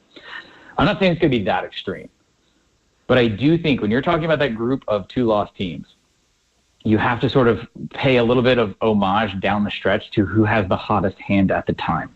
Because from a development standpoint, now we're in this brave new world where up to 1/3 of your roster is brand new every year, with the transfer portal and with just your regular high school class, plus what you're losing in the transfer portal, let alone what you're gaining, right? There is no preseason. No one's playing tackle football in July. You have no idea what it looks like. You can only do so much in scrimmages, right?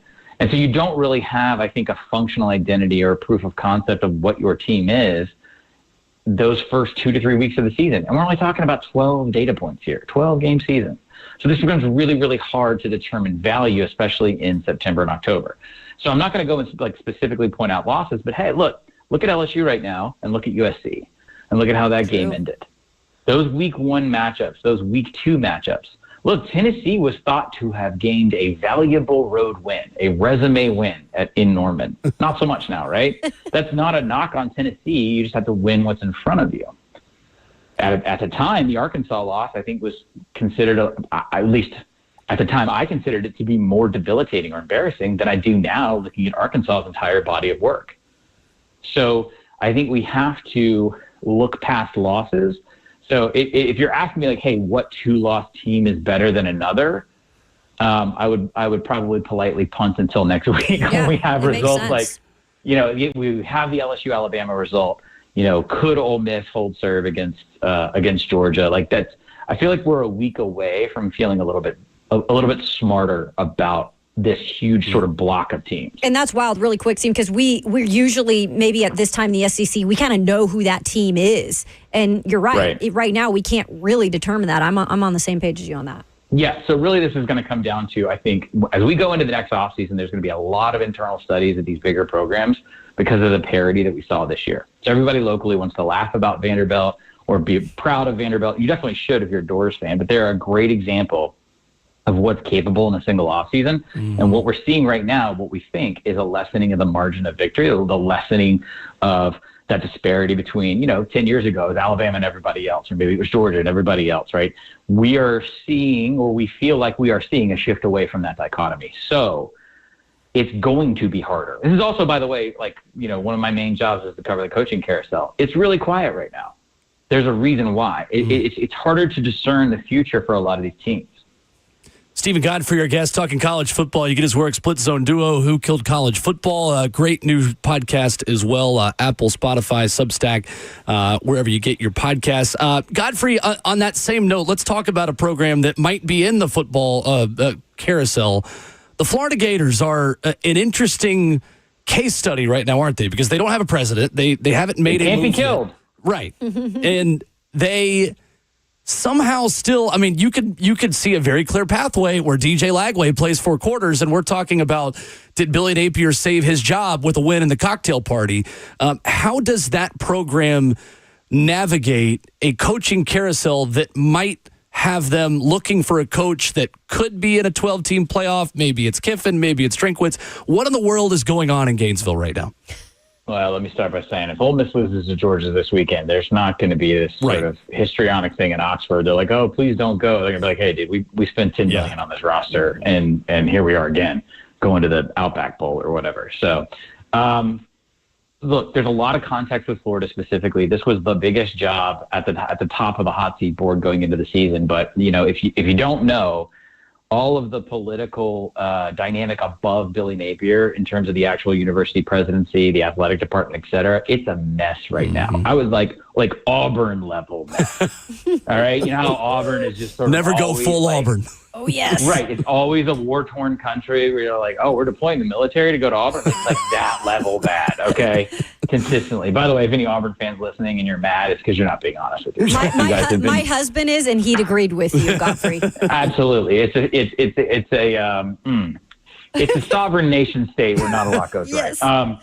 And then they hired Hugh Freeze to stabilize things. It's working out great. Don't check the math. Florida has that going on.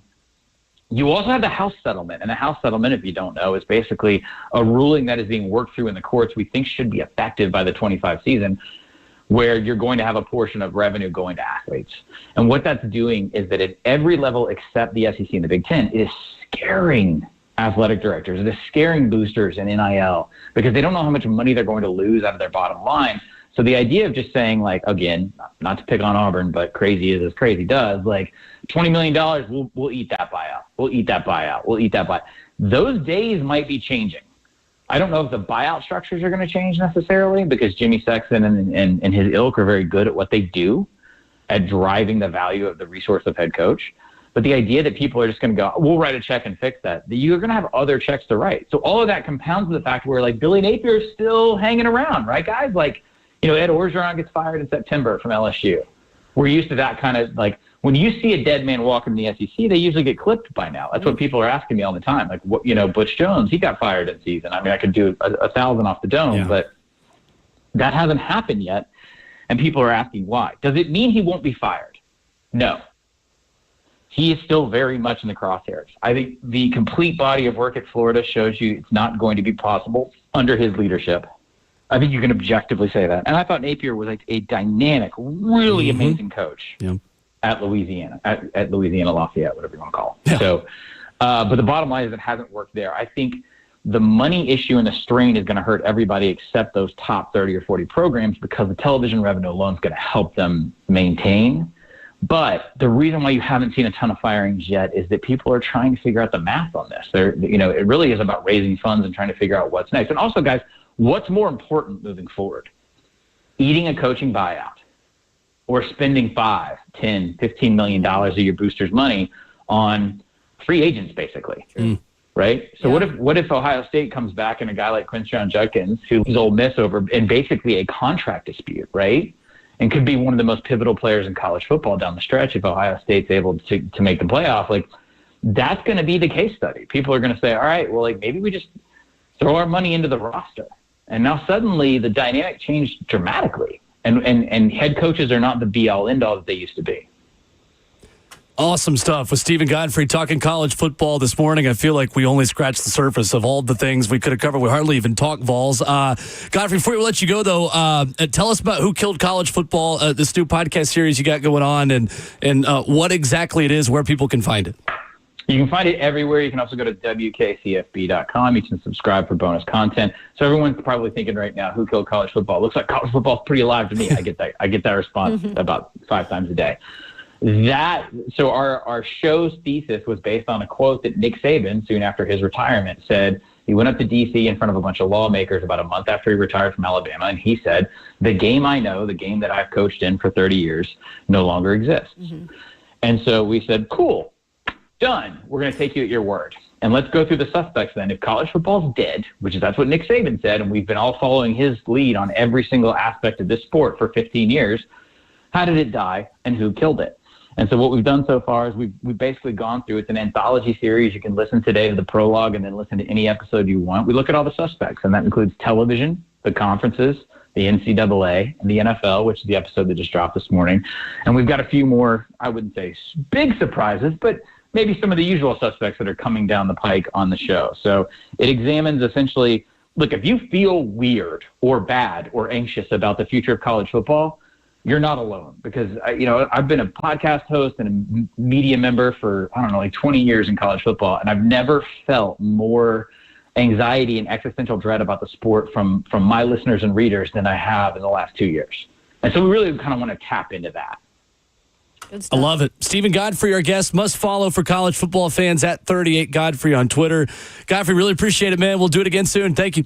Thanks, man. Awesome. Thanks, y'all. Yes, sir. Stephen Godfrey with us here this morning. Awesome stuff. Yeah, anything you want to talk about, like you said. Yeah. I mean, him talking Wazoo, I'm like, nobody talks Wazoo. And he knew everything there is to even put me at a calm. He knows the deep cuts. Yep. For sure. And the hits as well. All right, coming up, there is a college football coach who is apologizing for something insane that he said over the weekend. A Power 4 coach that just took a flamethrower to his own fan base. I don't think people are talking about this quote a lot. We'll talk about it coming up next.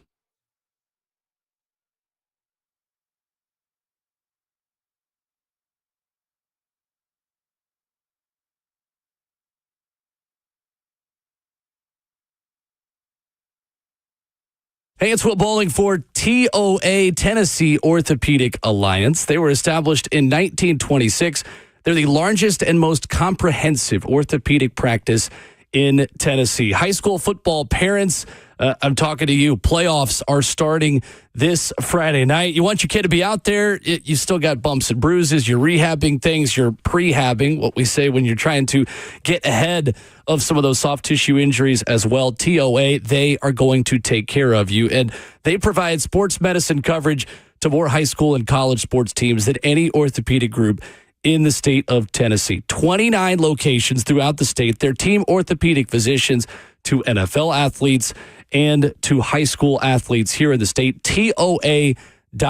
That is how you find the location nearest you. Direct access to sports medicine, performance, physical therapy, and nutrition. They will take care of it all. That's Tennessee Orthopedic Alliance, online at TOA.com.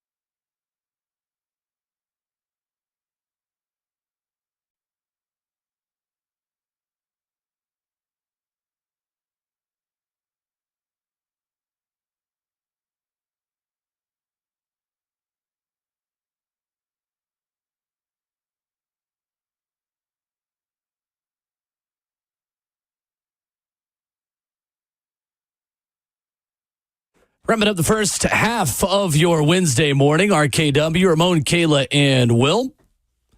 Ramon out, Kayla Anderson, Will Bowling in, Robert Walsh making the show happen. There is a college football coach who is known for saying crazy things. Gosh.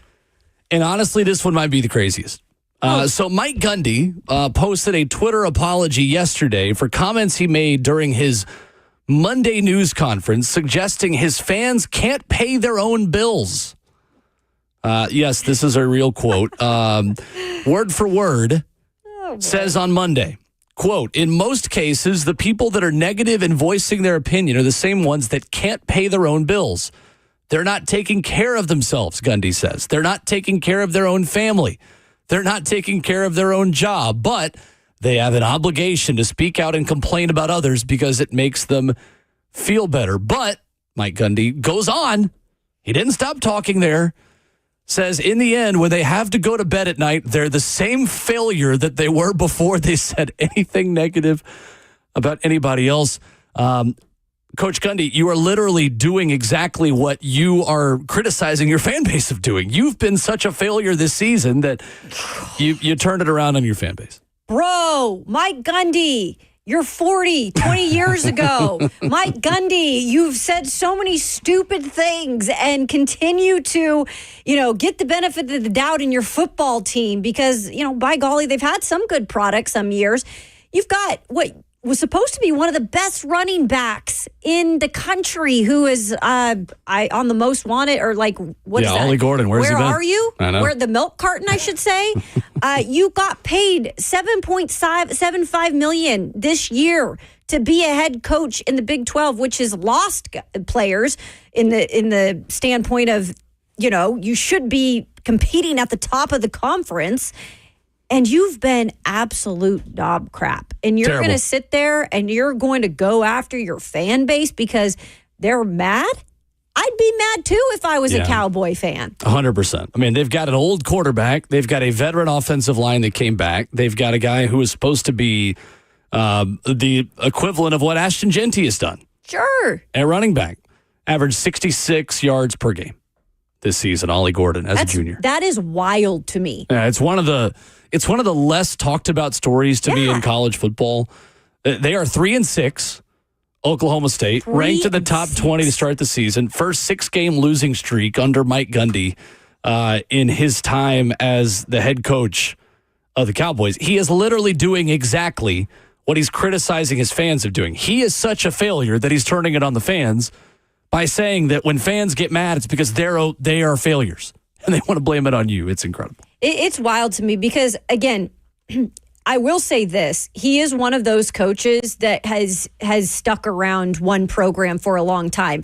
In some ways, I do respect that because we do see the carousel mostly be the case in college football. Yeah. But at the same time, when you do that, you're expected to continue to be competitive. And especially, like I said, the Big 12 losing Oklahoma and Texas, you don't have those juggernauts to go up against anymore. And I know that they've added some teams, but these losses have been bad this year. And even, you had your chances against some of the ranked teams like Kansas State. You got blown out against them. You went to BYU. By golly, you competed with them and still couldn't win the game. Right. So, yeah, it's one of those Gundy things that it never surprises me when he opens his mouth because it is always something that catches fire. And you're right, though. I hadn't heard as much about this one. I know, honestly.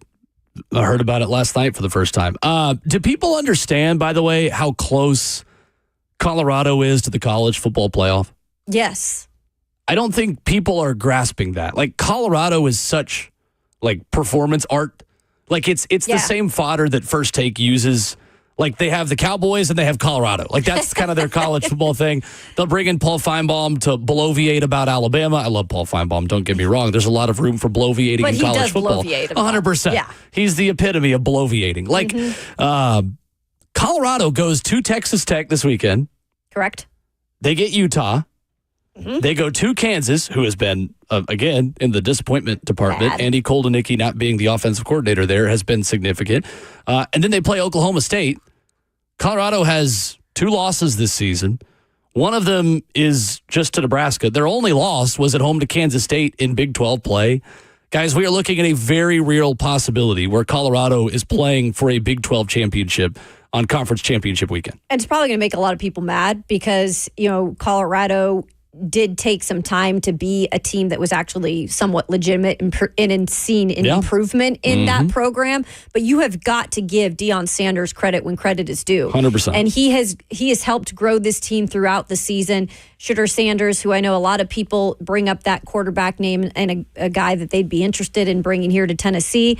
Say what you want about him, but he is a solid quarterback, and he continues to lead the way for this team. And you're right, the only Big 12 loss they have is to Kansas State at home. And then the earlier loss in the season, which I don't really now look at because, again, it's about what have you done throughout the season, 100%. was to Nebraska. Yep. That was at Nebraska the second week of the season. But Texas Tech is no joke, so if they can get that win, that's a good resume builder. Utah is always a tough team no matter what.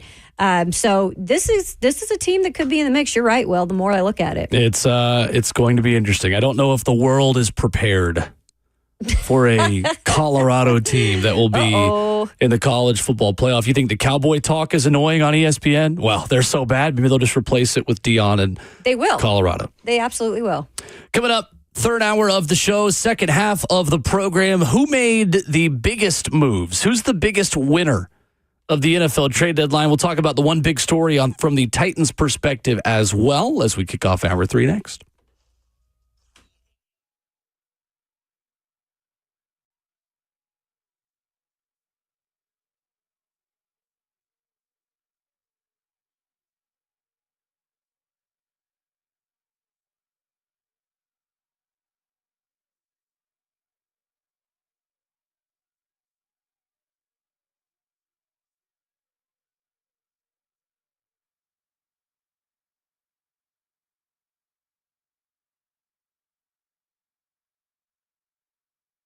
Hey, what's going on? It's Will Bowling. This affects pretty much everyone. By age 30, 50% of our master cells are dormant. And by 60, 90% are. I want to introduce you to the most advanced, multi-patented, non-invasive, and maybe most importantly, affordable technology in the form of a wearable patch that kind of looks like a Band-Aid. When the patches activate, the body heals itself. There's no drugs, no chemicals, body heat and light activation only. And guys, the effects, they are significant. More energy, better sleep, relief from everyday pains, chronic migraines, and more. Pat Davis says that his energy increased. Sugar levels are down. His wife even saw years of shoulder pain leave after only 5 days. Now, results vary, but most experience excellent outcomes, energy, better sleep, pain relief, and more.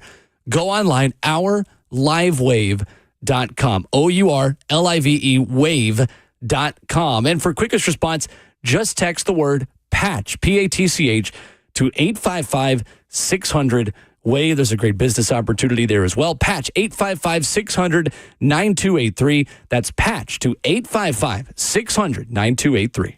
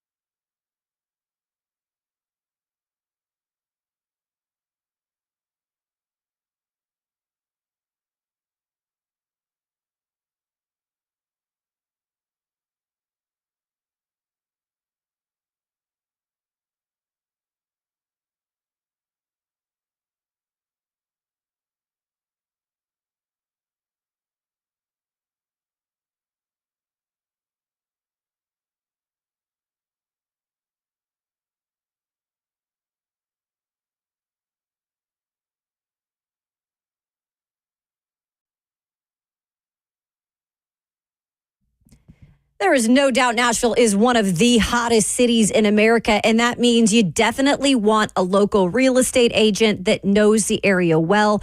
Well, my friend Bernie Gallerani is who you can trust. And you might ask, hey, Kayla, why the heck can we trust him? Well, because Bernie has been taking care of his clients for years, and he backs it up with his instant cash offer.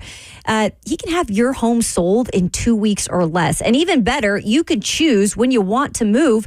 And there's no catch. If you want a real estate team that actually goes above and beyond, look no further. Bernie Gallerani Real Estate. It is here to make your buying and selling experience easy. Just ask Barbara Corcoran of Shark Tank. Yeah, Bernie is actually the only real estate agent she recommends right here in Nashville. Sounds simple. That's because it is. Bernie, he's a real deal. So real that he guarantees to sell your home in 30 days or he'll buy it from you. If you are already looking for a home and you want a smooth, stress-free home buying and selling journey, call the only agent I would contact to sell my home, Bernie Gallerani. In fact, call him on his personal cell phone, 615-428-2644. That's 615-428-2644. Or just simply Google Bernie Gallerani Real Estate.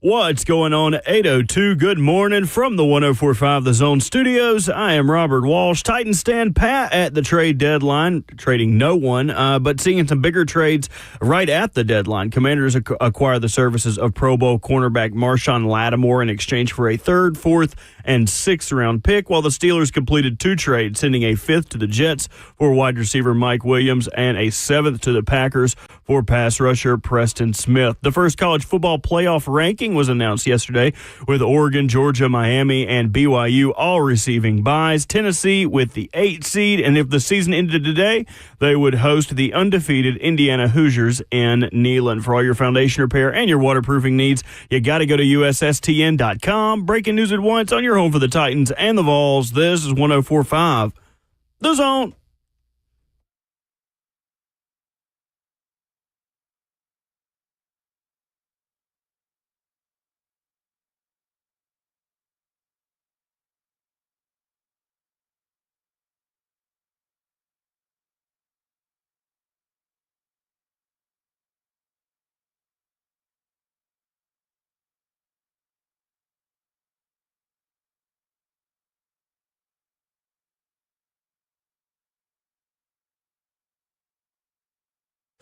Second half of the show and hour number 3, getting started in the middle of your week. We welcome you to your Wednesday morning. RKW, Ramon, Kayla, and Will. Kayla Anderson, Will Bowling with you. Ramon with the morning off. Robert Walsh makes the show happen. 615-737-1045 is our number. And according to Diana Rossini of The Athletic, the Titans had a simple answer to when teams called to ask about Jeffrey Simmons yesterday. The word was no. Mm-hmm. And I think for us, Kayla, there is certainly no surprise. A non-starter yesterday for the Titans who reportedly did not even really consider trading Jeffrey Simmons. Yeah, and I know there were some people interested in if that could really be something that was a reality, because at this point, you know that the Titans are probably more so just rebuilding out this part of the season. They're 2 wins, and we don't know how many they can compile down the stretch.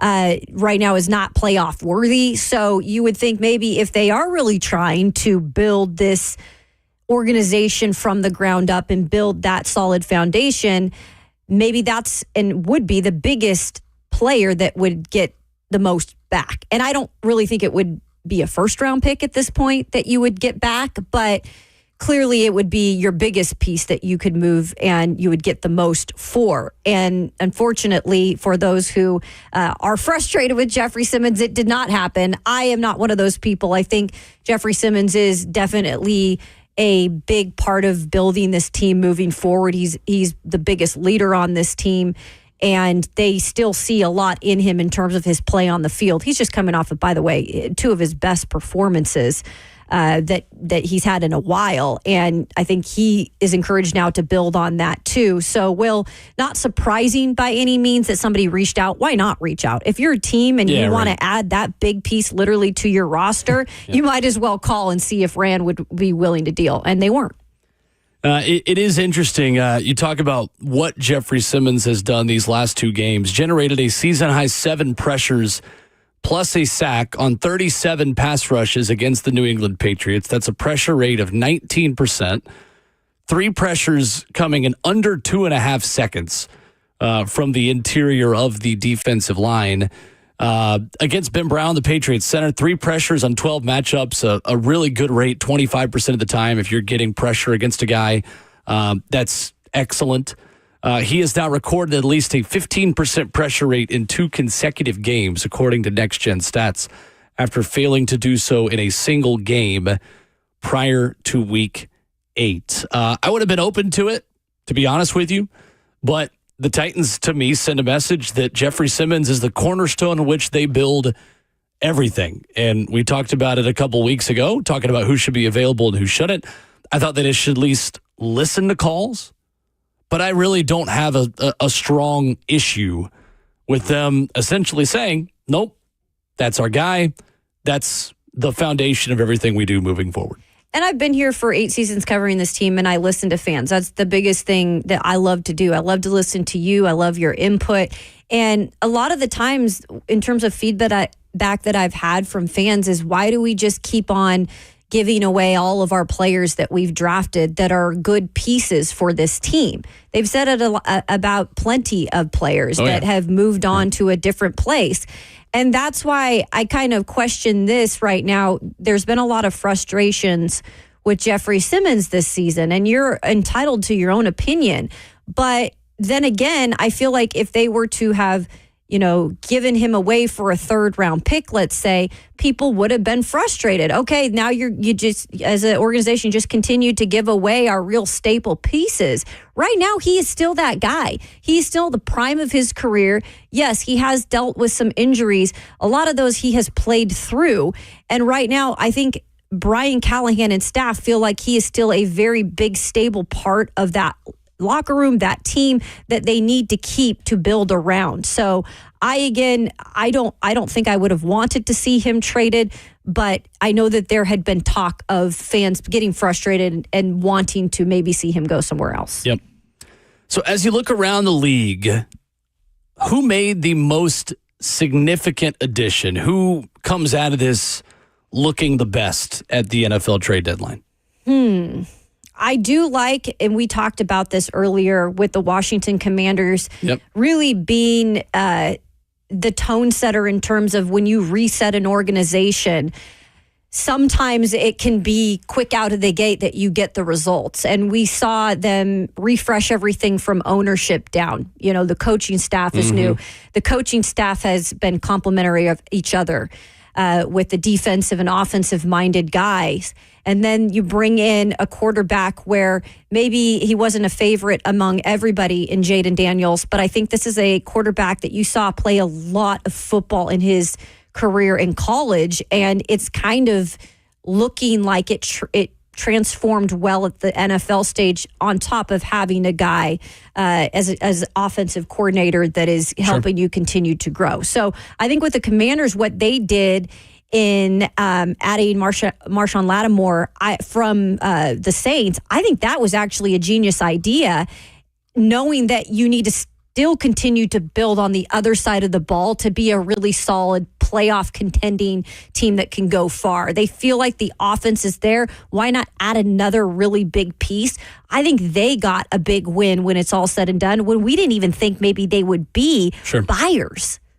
Interesting, too, and Dan Graziano and Jeremy Fowler wrote on ESPN.com this morning that the Chiefs combed the quarterback market and were in on Marshawn Lattimore as well, but moved on pretty quickly on Tuesday. Would have loved to see how the cap gymnastics would have worked on that one for Kansas City. Right. I think it's hard to come away from this and not feel like them adding DeAndre Hopkins isn't the most significant development. Yeah. I mean, you watch Monday Night Football and the role that Hopkins has already carved out. I think we knew here in Tennessee that DeAndre Hopkins was still not washed, that although the numbers had not been there this season and that the early season injury played a role in his slow start to the year, this is not a Julio Jones situation where everything production-wise and health-wise just fell off of a cliff. The soft tissue stuff that Julio had here, DeAndre Hopkins did not deal with on a consistent basis. He was available, and he was outstanding. And I think everyone else in the NFL just has this feeling of dread that the Chiefs did it again. And they pulled off for a decent price, but nothing significant for day 3 draft capital, getting a legitimate number 1 wide receiver for the best quarterback in the league. It makes sense. And it's funny because you said, this whole trade deadline has become a spectacle, right? And the day becomes an event. And then I forget about, the Titans deal, DeAndre Hopkins 2 weeks ago. And you almost forget about that being a part of this whole free agency situation right now, mid-season. But you're right. They did not have as many offensive weapons as they would have liked to have had. And they were still getting it done because this defense has been so good for them the last couple of seasons. Now you add this piece that's dependable. He's a professional. He's a vet. And it is going to be deadly in terms of just adding to what they already have there. And they're undefeated. May I repeat that again? They're undefeated at this point. And their offense wasn't even churning at the highest level. 100%. It's scary. Coming up next, VolQuest Awesome Price will join us. Talk a little bit of Vols. Our crack research team, Bert, also tells me that Marshawn Lattimore had restructured his deal to the vet minimum, which was why the price was as high as it was to go to Washington. He's good and he's cheap. Yep. That's why we love Robert Walsh. He makes the show happen, and he is our crack research team, sometimes over the airwaves, sometimes in our ears, like our little conscience. We love that. Just sitting on our shoulder with the halo over his head. Coming up, VolQuest's Awesome Price. We'll talk Vols football next.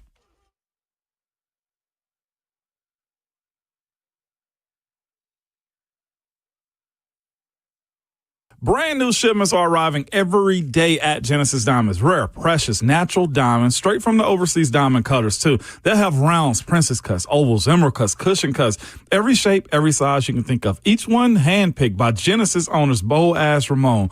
People here know when it comes to diamonds, this is what Genesis does best. They have rock-bottom prices on exquisite quality.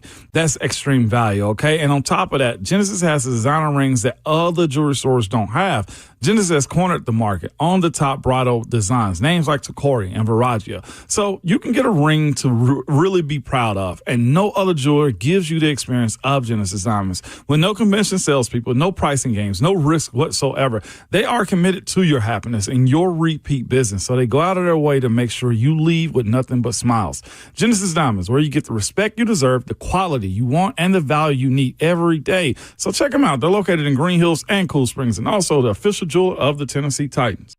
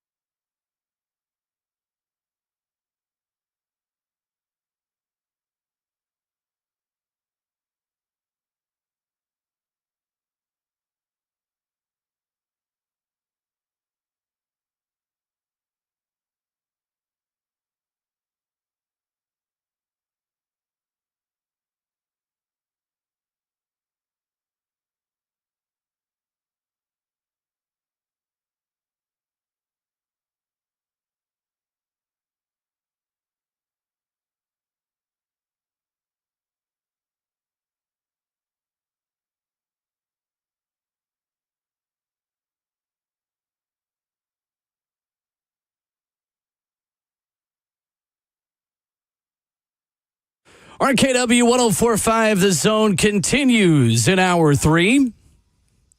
When the glass breaks, it means we talk Vols football, Vols athletics, you name it. With VolQuest's Austin Price here on the show. Kayla Anderson, Will Bowling with you. Ramon out sick this morning. Austin, what's up? How are you? Ramon is missing the day after the election. Are you serious? It was out yesterday as well. Unfortunately, that's right. It was so intensely watching Maction last night because there was clearly nothing else going on, Austin. Northern Illinois football. It waits for no man. Austin, as you look at this Tennessee team going into Mississippi State this upcoming weekend, Nico Iamaleava played really well against Kentucky. Is it fair to say that is as good of a performance as we have seen from him? And just how much better do you think he is getting in real time at the moment? That's absolutely the case. I mean, he played his best game against decent competition last week. I mean, 28-38 should have been at least 30 completions. They dropped 2 balls that would have been well over 100 yards. He should have had about 400 yards of passing and 3 touchdowns. Instead, he ended up with 292 and 1 score. But, I mean, he looked really, really comfortable. He threw it well. He threw it with touch. He hit his mark a ton. And, if he can continue to play that way. Now, like, the offense still sputtered in the first half, still shot itself in the foot with drop balls and penalties and so on, and fumbles and so on and so forth. But, I said after the game, if they can get that kind of performance out of Nico every week, Tennessee's offense is going to end up being, much improved down the stretch here, which means, watch out when you're playing them. And that does seem to be the question, right? Like, does this Tennessee offense still have the ability to meet its ceiling? We've seen what the floor is, Austin, but at what point do you just say the mental mistakes, the turnovers, the drops, just kind of are this team's identity, or do they still have time, in your opinion, to recreate what that identity is in real time and make it all click in one of these last couple of games? I mean, I'm not ready to go there and say they are who they are. I'm not ready to pull a dense screen. But, I mean, obviously, you're getting pretty close to that point. So, if they're going to snap out of it, if they're going to stop the self-inflicted wounds, then I think that's got to start happening this week. It's a Mississippi State defense that is not very good, has given up a ton of points, a ton of yards. If you needed a get-right game heading into the Georgia game, this is the perfect opponent. And so we'll see if Tennessee can get right offensively. Obviously, they're close, whether it be, having guys running wide open against Florida and Bama or drop passes last week. Like Tennessee's, they've looked incrementally better the last few weeks. The problem is they need a big, giant step, not just you can't inch this thing to the finish line. You need a big, giant step, and Mississippi State seems like a good opponent for that. But we'll see. It's one of those old Brent Hubbs. Got to see it happen first before you believe it's going to happen. And I think that's kind of where I'm at. Austin Price, our good friend of VolQuest, joining us this morning on RKW. So Tennessee holding another opponent to under 20 points, and it's easy, I guess, when your defense has been really the most consistent, solid piece of this team all season long. It's easy to pick at little things sometimes. What, though, maybe did you not like what you saw from that defense that needs to improve? I know even Amari Thomas kind of said we needed to get back to focusing on some details this week. Kayla, they obviously got hit with chunk plays against Kentucky more than in previous games. Right out of the gate, they had a bad run fit, and Kentucky popped that 50-yard run on them.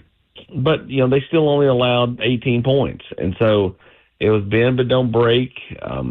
I think Mississippi State, the way they play offense will likely, they'll probably hit Tennessee on a few plays as well. I mean, I just think that's probably destined to happen. But I do think that this team is prideful, that it'll want to bounce back the defensive side of the ball, and it's their last big home game against the SEC foe. I mean, don't count UTEP in a couple of weeks. So everybody's trying to kind of sharpen the knife and get ready for that trip to Athens, and that includes the defense. We're speaking a lot about the wide receiver core, obviously, rightfully so. But when you look at the tight ends group this season, led by Miles Kitselman that we saw with a great game on Saturday, how impressed have you been with just maybe some of the development of the tight end room? Well, you have to be really impressed with just the overall, the depth, the quality of play, and just everything that Alec Abelman's been able to do, Kayla. He's got, a couple of, transfers that have come in here, and they've really, I guess meshed into that room is probably the best word. I mean, they feel like they've been here for a while.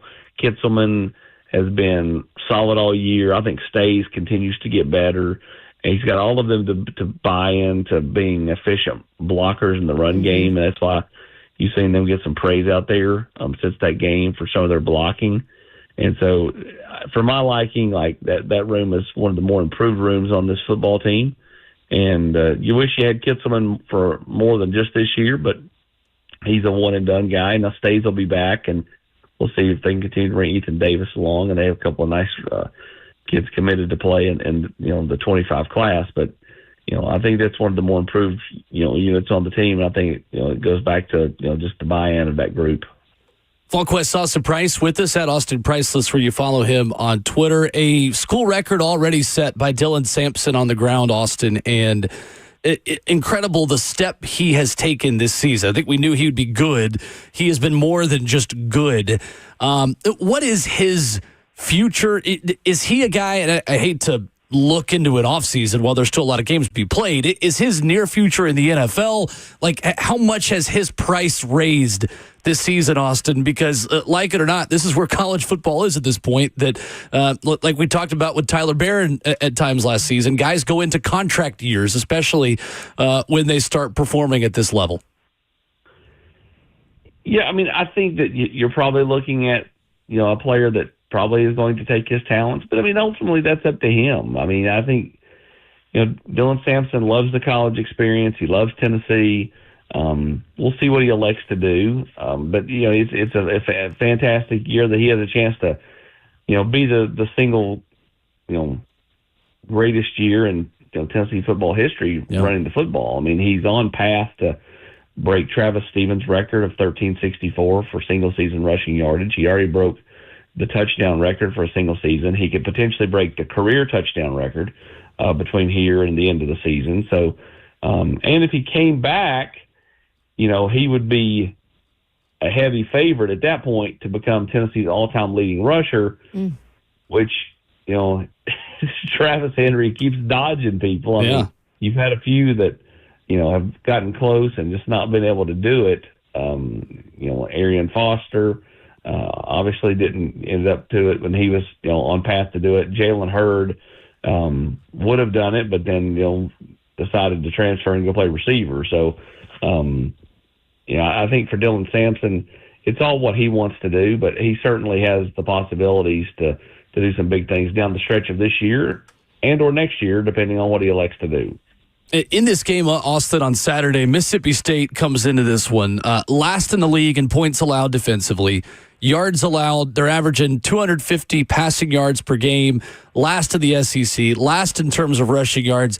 But at the same time, Tennessee's still got to hit the layups, like we've talked about in the deep passing game as well. What is Mississippi State's pathway to making this game more interesting, maybe, than the experts think? And what does Tennessee have to be wary of in this matchup?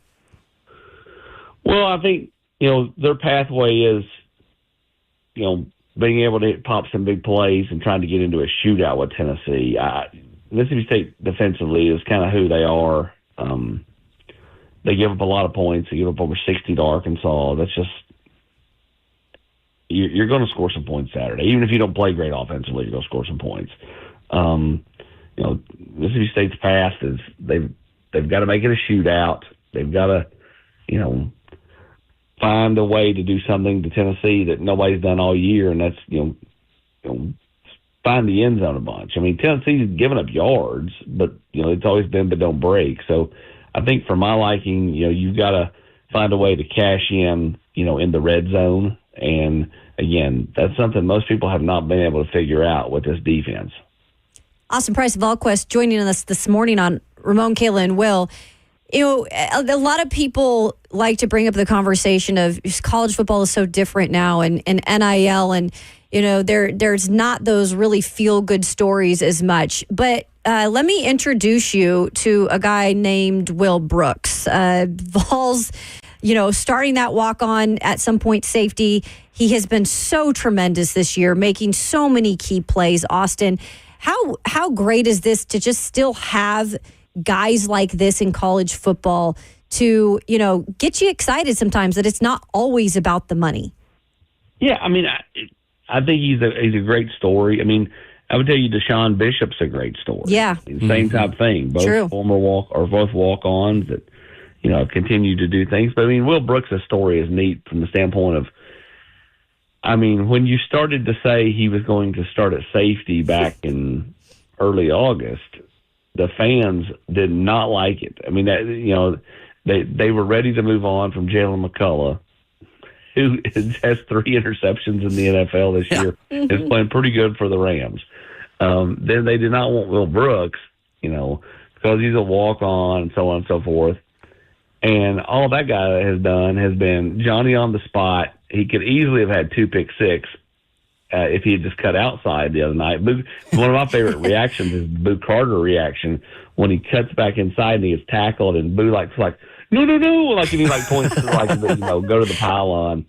I thought that was fantastic. But and then to be an Alabama kid and get the game-sealing interception against Alabama, your home state. I mean, he's just you're right. I mean, he's a fantastic story, for everybody that, loves just the 5-star, 4-star guys. That guy's just a blue-collar walk-on that's made himself into, Tennessee lore with the way he's played. Yeah, I absolutely love the story. It's fun to follow him and continue to see him make those big plays. When you go into the linebackers room, Austin Price with us of VolQuest this morning, when Keenan Peely was lost to that torn ACL, how much, I guess, did this room have to grow up, and how have you seen the response? Have you liked the response, I should ask?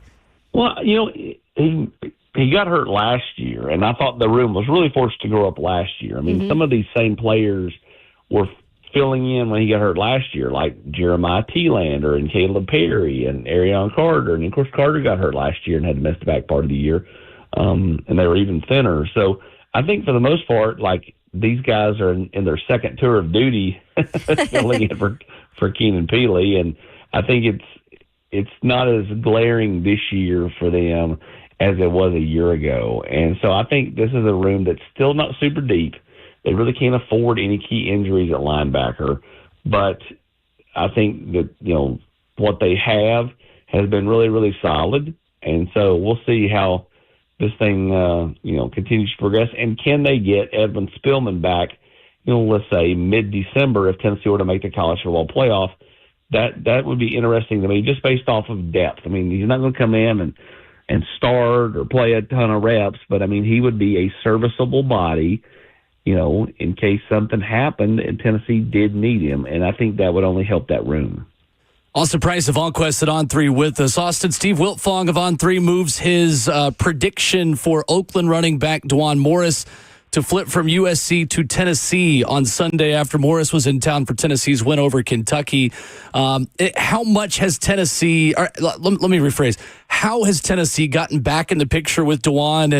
And for those who maybe haven't watched him play like you and I have, what is his skill set and how good of a fit is he in this Tennessee offense if the Vols are able to get his commitment?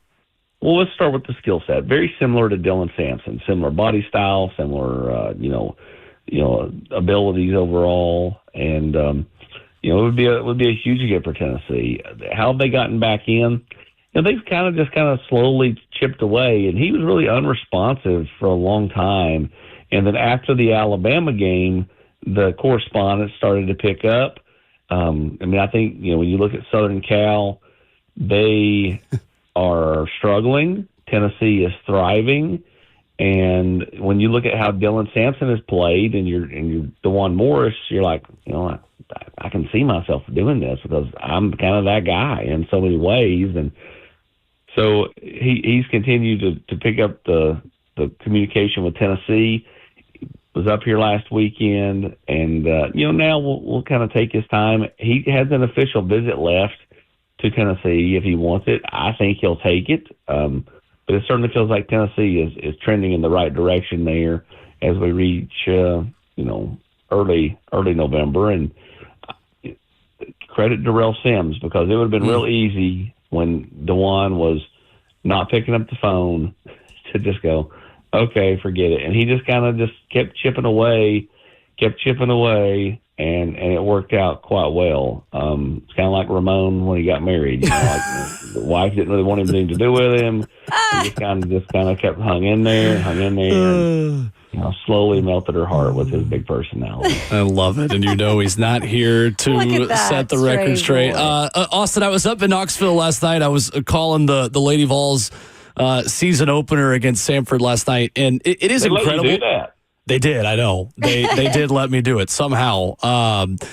It is incredible just the type that Tennessee has, isn't it? Like Kim Caldwell's style, getting to see it up close and personal, like forcing 37 turnovers. I said it on the broadcast, it was a program record, and still it turned out it was third most ever, but we snap and clear, we move forward. But Austin, Danny White has a type, doesn't he, in terms of these coaches? And it is just amazing to me watching it up close and personal how entertaining, not even just successful, but entertaining Tennessee athletics is right now. Yeah, obviously her style is different. The whole 5 in, 5 out, and pure chaos pressure, shooting a ton of threes. And that's going to, with this team, they'll probably have an off night and lose to somebody they shouldn't. But right. When they have an on night, they're going to absolutely beat somebody they shouldn't, which is, let's face it, this program's not done a whole lot of that the last, decade of beating a big name team that you're not supposed to beat. They could have beaten South Carolina last year in the SEC tournament and, totally blew that. And, that's big reason probably why she's here. Yeah. So, we'll see if, they can continue to play, at this pace. But, I think it's an impressive start, an encouraging start. It reminds me a lot of Josh Heupel in 21. Yep. Just with the style of play, exciting brand of basketball, and, she's going to take kind of what she brought in out of the portal, what was already here, and try to mesh it together. I still, looking at what does she do, in years 2, 3, and 4 when she's able to get more of her core group in here. But I think this is a team that could be fun to watch here. I know it's early in the year. They played an exhibition game. They played the game last night. But you have to be impressed with just kind of the overall, the overall early start here from this team. Fun to watch, even despite my face for radio being on screen for a couple seconds. Austin Price of VolQuest joins us weekly here on the show, talking Vols at Austin Priceless, a must follow on Twitter.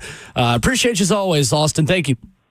Appreciate you guys. Thank you. Yes, sir. Thanks, Austin. There's Austin Price catching us up on the latest in Knoxville. Coming up, let's talk some puck. Ooh. Predators back in action tonight. We talked a lot about the high expectations, about the early start. Mm-hmm.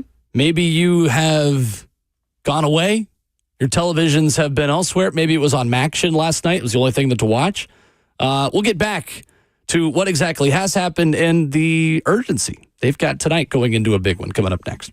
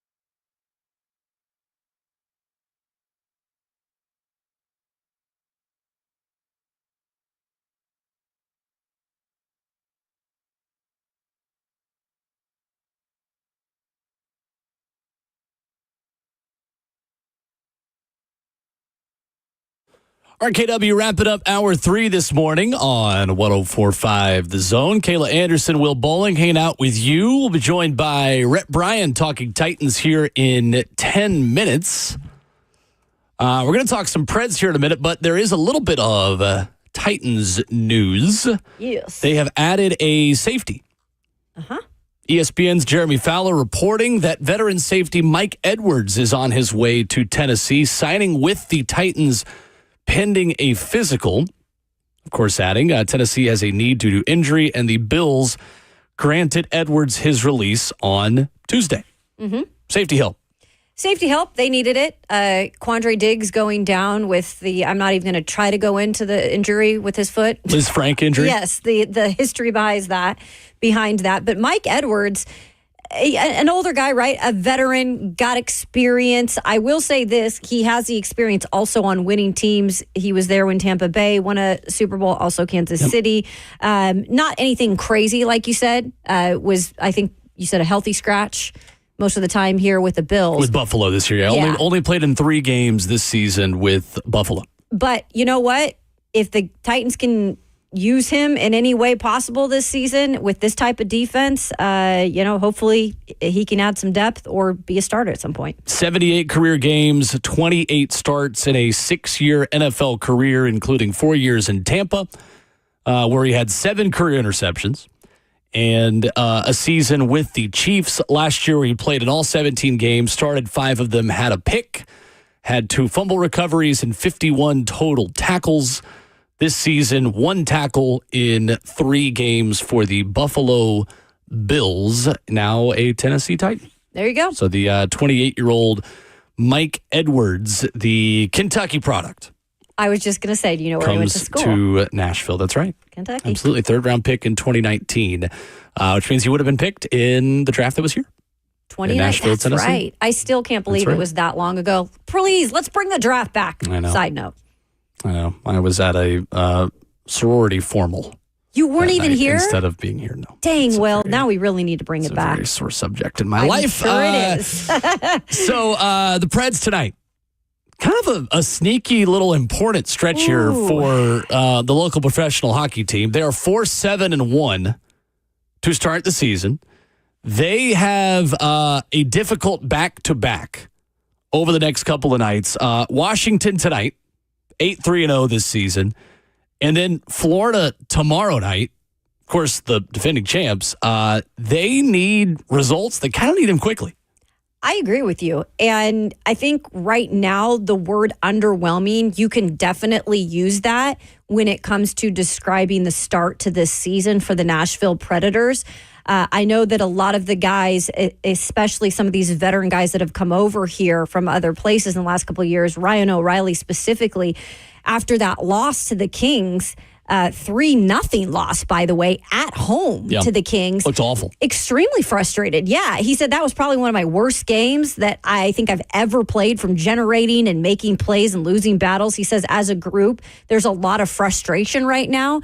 And sometimes that frustration then can continue to snowball into losses. So when you look at the schedule, Will, you are exactly right. Not only do they have back-to-back games starting today and then tomorrow, they then play 8 of their next 9 games on the road. This is always some interesting part of the season sometimes when you see teams either really take that and grab it and go in the positive direction, or you see them go in the negative direction. And I mean that because when you're on the road in hockey, because you play so many games, it can be a galvanizing time.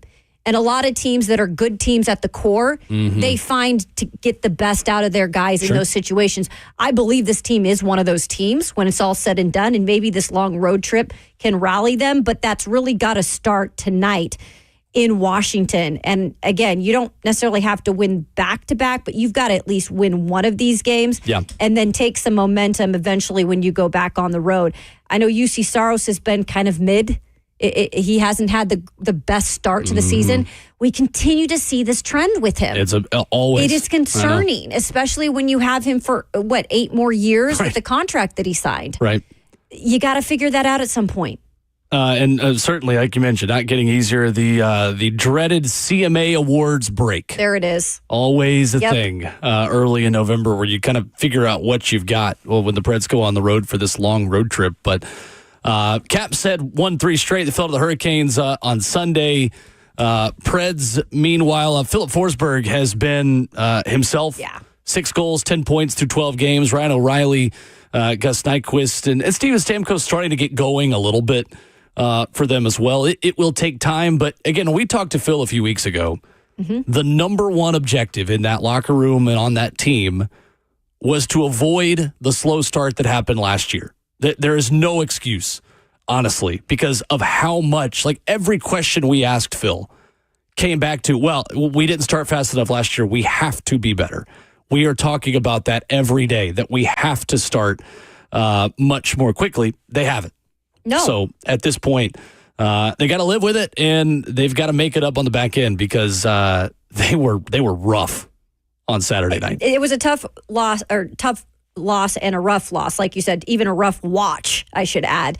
And again, that frustration, and Andrew Burnett said it himself, it's a dangerous emotion, and sometimes you can let it beat yourself. This is too good of a roster to be beating themselves like 100%. That. You've got to learn. Yeah. And they're going to have to make decisions if it continues to go poorly at the trade deadline, because they've already got draft picks. They got a couple firsts. They've got a lot of really talented prospects who are waiting in the wings. And if it's not working, those guys can get valuable experience, and you can keep the rebuild churning. Yep. So they got to hurry before, obviously still far from the trade deadline, but still certainly a concern this early in the season. Coming up, Bryan, executive producer of Titans Radio, will join us as he does Wednesdays at 9 a.m. Looking ahead, recapping the trade deadline. We'll talk Titans with Rhett B coming up next.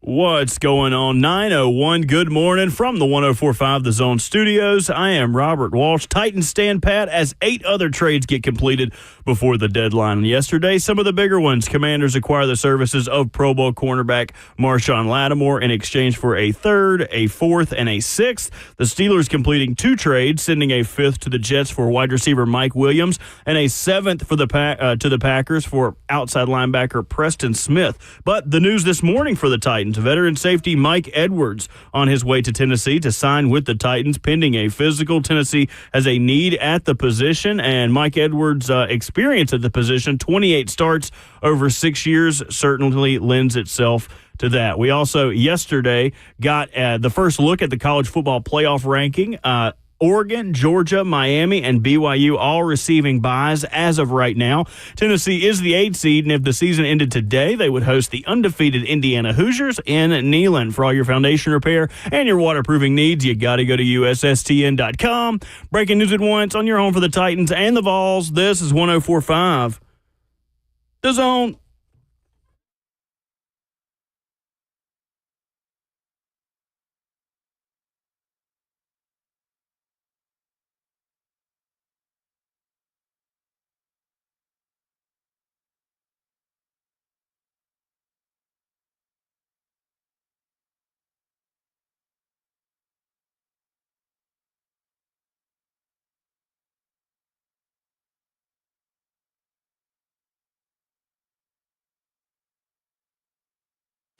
Into hour number 4 at 9 a.m. already, the 4th quarter of the show. Let's play our best ball for 60 more minutes here on RKW. Ramon Foster out this morning. Kayla Anderson, Will Bowling, Robert Walsh, joined by Titans Radio's executive producer, Rhett Bryan, who was just broken by, again, the intro that happens at once in a blue moon. I love when you randomly hear this for the first time, or just it kind of replays and you're like, this is funny. It broke me. I am always glad. Yeah. There are times we have guests at the top of an hour, and this will happen, and I almost want to start the show to say, I'm so sorry. Well, you're okay. You're okay doing that for me, because I'm like, sure, we're all good. Us, yeah, we're all good. That's that old Bert back there making it happen. Exactly. Old Bobby Stacks. Embracing chaos. Stacks.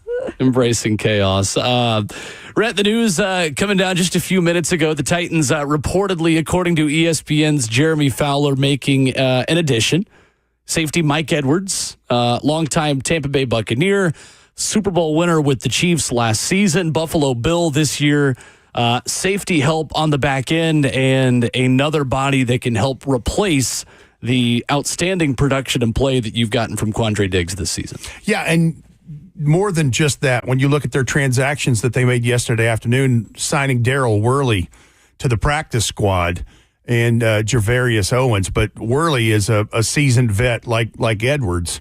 And listen, Brian Callahan said it at the podium after the game, and he reiterated it on the Brian Callahan show, Monday nights at 6 right here on The Zone, that, it was probably going to be a season-ending thing for both Quandre Diggs and Lloyd Cushenberry. And so, that's you knew they were going to have to make some type of move. And this is from the Rand Carthon and the football operations perspective of this. This is why they spent a lot of money in free agency, but they didn't spend it all, and didn't, they need, injuries are going to happen, and you need to have some cash to be able to make a move like this. And it doesn't surprise me that they do that. Some walking around money for the wear and tear of the money. Season. That's right. Rhett, yesterday, the Athletics' Diana Rossini reports that while teams called about Jeffrey Simmons, there was a flat no. Yeah, it was an emphatic. As simple as you can get, given. right? Nope. We talked about it in the first hour this morning. It does feel like there is a clear intent and directive from this organization that Jeffrey Simmons was not up for trade, was not even someone they wanted to discuss moving. All the reports pointed to the fact that that's your foundation moving forward, and that is your face moving forward. It comes at a good time as well, Rhett, because he's coming off his 2 best performances of the season. Yeah, he is. Did you happen to see, speaking of him, you happen to see, I know you follow Brian Baldinger on X, Baldy Breakdowns. That film he dropped yesterday from the game Sunday, he said, I've never this season seen a person with 3 holding calls forced in a game. He said if they were such a stat, he'd be at the top of the list. I brought that up this morning because I was like, right. it's a shame we can't have those little stats somewhere, Well, maybe, as analytics becomes a bigger part of the game, maybe there's some adjusted stats, and, DVOA is a thing that's mentioned frequently. But, we live in a time where not that many years ago, quarterback sacks weren't kept up with. So, that's wild. Until, what was that, the 80s, I guess, early 80s? Right. Anyway, Big Jeff is, listen, that elbow it's a problem. He's playing through it. And he's one of the guys that probably took a look in the mirror and said, what do I need to do better? Just like Calvin Ridley working on the jugs machine, catching 200 footballs at 7 o'clock in the morning last week, and is probably doing the same thing again. Looking within yourself. And listen, what a good lesson for all those young fellas in the locker room. We always talk about learning how to be a pro. Those are the kinds of things you're doing. But I was not surprised that if they received a phone call about Big Jeff, the answer is no, because that ain't happening. You're right, Will. It's a cornerstone part of the deal. I mean, look, there's a reset and a rebuild process in this, and you're not going to trade away one of your valuable assets that's going to be a part of it going forward. I mean, look, think about this. So, and I know we're going to talk Chargers because that's the opponent this week. Jim Harbaugh didn't inherit a team that the cupboard was empty. There was lots of good. That'd be like them trading away Derwin James yesterday, who has been a stalwart in the third level of that defense since he basically came into the league from Florida State. And you have to have those players in places. It's the reason why, the Detroit Lions traded for Zadarius Smith yesterday, because Aiden Hutchinson's on the shelf. Sure. Mm-hmm. So, there's a plan to this. I think, with the way, and maybe Titans fans were expecting them to move more pieces because the record is not what it needs to be and those things. I never got the impression that they were going to be making phone calls. They would field them, but I don't think they were going to be making them. I do have to ask you, with those 2 injuries that you had just talked about with Lloyd Cushenberry and Quandre Diggs, clearly we see them bringing over that piece now. But when it comes to filling that offensive line position at center, it looks like Daniel Brunskill will be the guy as long as Dylan Radins is healthy. Let the people know, I guess, maybe calm them down a little, because I know I kind of even worked myself up when I initially heard that Lloyd was out, in terms of how maybe this could be a smoother transition than we think. Okay, so first of all, the big key to this, the big domino that has to fall, is that Dylan Radins has to be ready to be plugged back in at right guard. And according to Brian Callahan earlier in the week, he was getting closer to that last week. So hopefully he will be ready to roll and can hold that down. And what people forget, while we're talking off the ledge here, is they lost Andrew Rupcich and he's on injured reserve with a bicep injury. He was their swing guard. So, and Daniel Brunskill, people forget, because he just came here and started, 14 games at right guard last year. He had over 40-plus starts to begin with. He worked all over the line in San Francisco in his time in the league. So he's always been the backup center guard triangle area person, and he was going to be the backup center in case something was going on. So I think they're in steady hands there. Okay. And it should be Daniel Brunskill, and then going right should be Dylan Radins back at right guard, hopefully, and then probably Watson at right tackle again. I'll tell you, I have liked the I hate using this word, but I love it at the same time. The dog that I see in Leroy. Even speaking to him in the locker room after that win, I don't know, you can tell he really wants this, and he's trying to do everything to learn this position and better himself. I do feel like if you're going to get anything out of anyone this year at that position, it's him. He's just got to limit the penalties. Yeah, the penalties is the part that he has to clean up. And I think the thing that is to his advantage, and was even in training camp, is he'd spent time with Bill Callahan before and had played with Bill Callahan last year in Cleveland. So he knows what his position coach is expecting of him, and I think he's trying to deliver that. Rhett, Bryan with us here in studio this morning talking Titans. This weekend, you've got a cool event coming up. Yeah, if anybody out there is making this trip, there's a road rally this weekend. It is Saturday night, and it is at Common Space Brewery. That's on West El Segundo Boulevard in Hawthorne, California, which is right around SoFi and LAX. It's in that area. Okay. 7 to 10.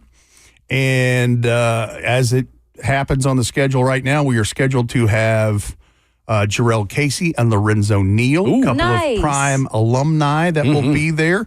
And we'll do some trivia. We'll do some Q&A. We'll have some fun. I think there's a cornhole tournament, but that is at Common Space Brewery in Hawthorne, California. I know there's a lot of Titans fans in California that'll be there. That's And awesome. hopefully we'll see some familiar faces from here in the Mid-South. That'd be great. But I'm looking forward to that. That'll be a fun time. There are so many Titans fans out there, and I'll never forget that game a couple of years ago, the week after Derrick Henry had suffered his foot injury, and you go down there and you beat the future Super Bowl champs in SoFi with Adrian Peterson at running back, and you get a defensive score in that game, and you beat the Rams in their own building. And Big Jeff went off that night, Yeah, too. he Jeff did. had a great one, and it was like half Titans fans in that building. Pretty that night. wild. That's a Bring cool it stadium, again. too. Oh, yeah, I bet. That is a cool stadium. It looks like a spaceship. Like, is it as cool inside as it looks on TV outside and everything? Yeah, Absolutely. because it's underground. It's Right? Yeah, Like they kinda dug a hole. I Actually, want to didn't know that. say Yeah. 90 feet down. Yeah. Oh, wow. Which, by the way, we should discuss this in the next segment briefly. Mike, Keith, and Amy Wells had to sit down with Burke Nye Hill with a stadium update. And what people should know, you know how even the Titans' current Nissan Stadium is dug down, and it is parking lot level is where ground level, field level is. Okay. But there is a feature there that people are going to love. You talk about how cool inside it is? Okay. I'm going to give you a tease. It's called the Ring of Fire. Oh. Very Nashville. I'm excited. All right. Well, that's awesome. More on that, more with Rhett, Bryan. We'll talk Titans and Chargers and look ahead on what to expect this upcoming weekend. Rhett Bryan of Titans Radio with us for his weekly visit. More with him coming up.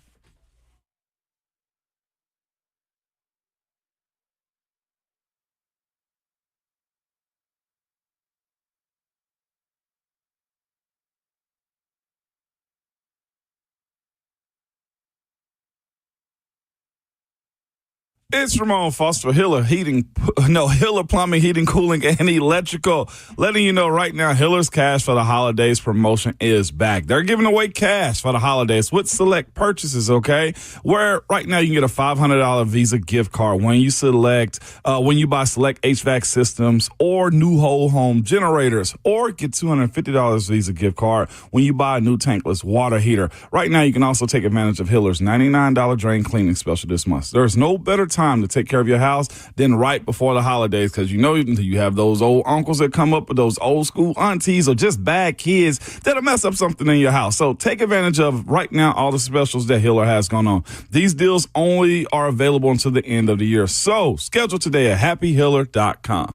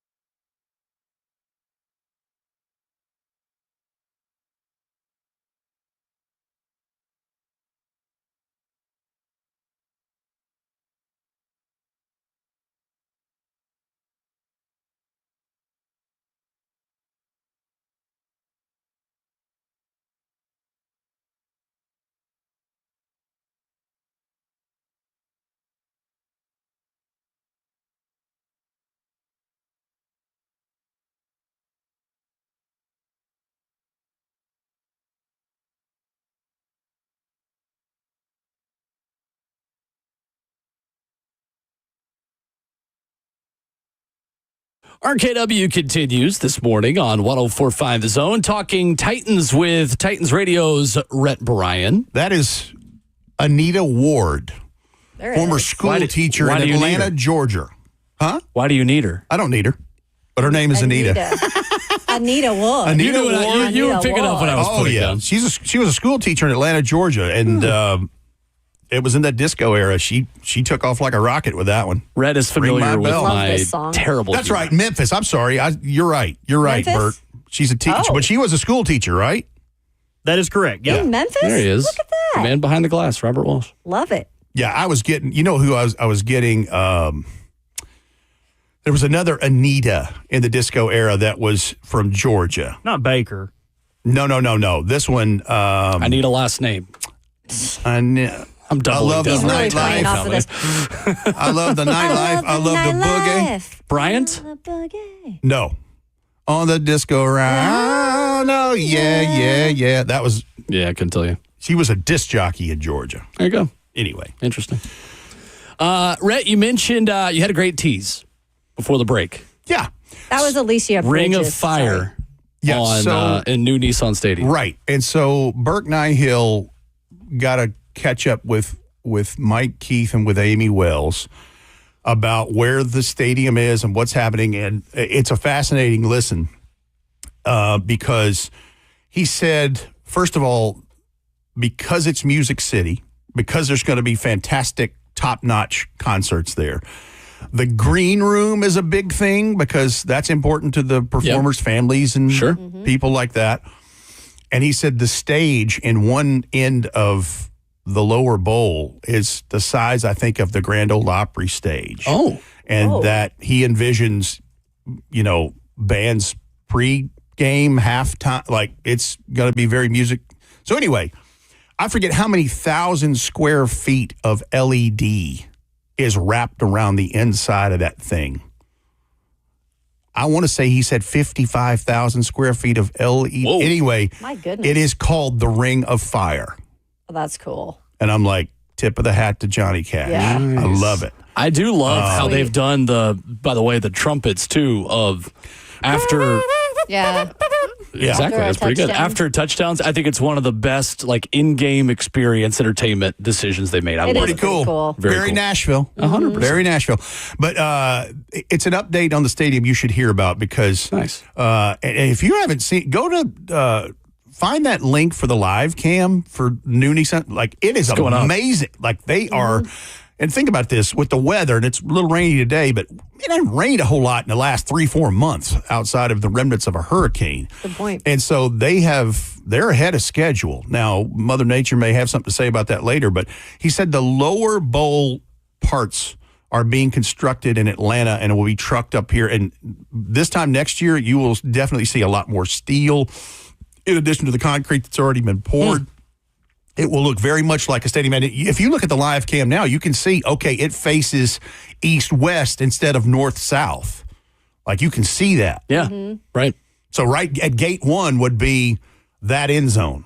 Interesting. Okay. Instead, it's like, north, south, east, west. Wow. But pretty wild. But the Ring of Fire is what I they're love going to that. call all of the LED stuff that's going to light that is place up. awesome. And he said some of the best sound equipment and speakers that you can imagine. Again, very Nashville, very Music City. I love it. It is really cool. Like even in the breaks the Titans have had between home games this season, like waiting a couple of weeks to go back and make that walk down the bridge from downtown, the amount of progress they made even just between the last 2 home games Oh, yeah. is significant. And again, weather is a big I part was of gonna say, that. that's hell. Right. I think Bert said there's 630 workers there that are constantly just working, daylight to dark, and they'll get to a point where they'll have it plumbed and the wiring run, and they'll be working around the clock at some point. Wow. But he anticipates spring of 2027 open, ready, rock and roll. Right around the corner. And but I'm excited to kind of. That's the future right there. And For that's sure. kind of what we're talking about with this Titans team is we have to look at the future while dealing with the present. Yeah, But absolutely. hey, you're coming off a win. You're trying to stack another one. Exactly. You are. And I thought Brian Callahan's emotion and candor post game, I know I was listening in the car as Mike was interviewing him post game with you guys on Titans Radio, and I know he brought up showing the LA Dodgers post-game press conference after they won the World Series and showing, Nick Westbrook-Akine mentioned on the show with us earlier this week. He gave us a slideshow of people who work in the building, people in the cafeteria, people who are around just keeping our facility up and running literally on the ground floor to motivate us in an impactful and meaningful way. And it really is significant what a win does for the mood and the morale in a building, however you get it in this league. And I know you guys with Bryan Callahan on Monday night's show heard more of that as well, and just the kind of collective sigh waiting to exhale that he's been able to take this week. No, that's 100% right. And I thought that was a fascinating story. Again, the transparency level that he has brought in early in his tenure is sure. That's why I urge everybody, go listen to the Bryan Callahan show on Monday nights, because first of all, Mike and Amy are teeing up some good questions, and you're getting some good answers in return reciprocally. It's refreshing is what it is. It really is. It really is. And but yeah, he said he loved to see the post-game interviews and things when teams win championships, and what is said, and the brevity of the moment in there. And when the Dodgers manager said, there's so many people that are not here that made this happen, that get everything ready for us day to day so that we can go out and compete and try to win a world championship. And what a fantastic approach, because the blue-collar efforts that are within every organization are the ones that really make it go. Because, the team and the coaching staff and those things have everything pretty much in place to be able to do their jobs operationally day to day, whether it's, whatever, cooking in the cafeteria and janitor services, keeping the place straight, whatever it is. It's huge. And and I think that tells us about the approach that Bryan Callahan has as it relates to this team. And not only that, but as it ingrains it and immerses itself throughout the organization. Yeah, I like I said, you like it, you don't like it. I think it is refreshing. I think the transparency has never changed from start to finish. And that's, too, what you have to appreciate is when things are good at the beginning of the year, when things have been rocky and, at this point, it's always been the same in terms of his message. It's always been honesty. So you do have to appreciate that. When it comes to this weekend, Rhett, and you're traveling, you're going on the road, taking on the Chargers, how much can you build off of this win? And more so than anything, how can you build off of finding the confidence finally this season to be able to fight through the adversity and come out on the other side? I think it starts today at practice. It started with team meetings earlier in the week, and looking at what they did right and how they got it done and what still needs to be corrected. Meanwhile, juggling, as Coach Callahan calls it, some roster gymnastics, because you've got injuries in significant places. But I think because you have a layer of proof of product now, however you got there, and a belief in one another, that cements that a little further. But I think you just got to go back to work. I think that's what it all boils down to with the practice field today and this week at St. Thomas Sports Park, Ascension St. Thomas Sports Park. Because here's the thing. You're going to face a team in the Chargers who seems to be getting better by the week and has all the earmarks 100% of a Jim Harbaugh-led team. They're not going to make their mistakes that cost themselves. They're +9 in turnover ratio. They're the number one scoring defense in the league, allowing 12.6 points per game. Yeah, they've been phenomenal. And, I mean, the offense is lights out. I mean, Justin Herbert's playing maybe his best ball. He's had 6 straight games, has not thrown an interception. I think that ties the franchise record and is a career high for him. And he's doing it with some weapons around him. Mike Williams and Keenan Allen are gone. So here's Quentin Johnston, the second-year man from TCU, who has had his ups and downs and has injuries. He's coming back and emerging. But the guy, and Josh Palmer's done a great job, the former Vol. But the guy who is emerging is Lad McConkey. He's the slot machine that makes it work.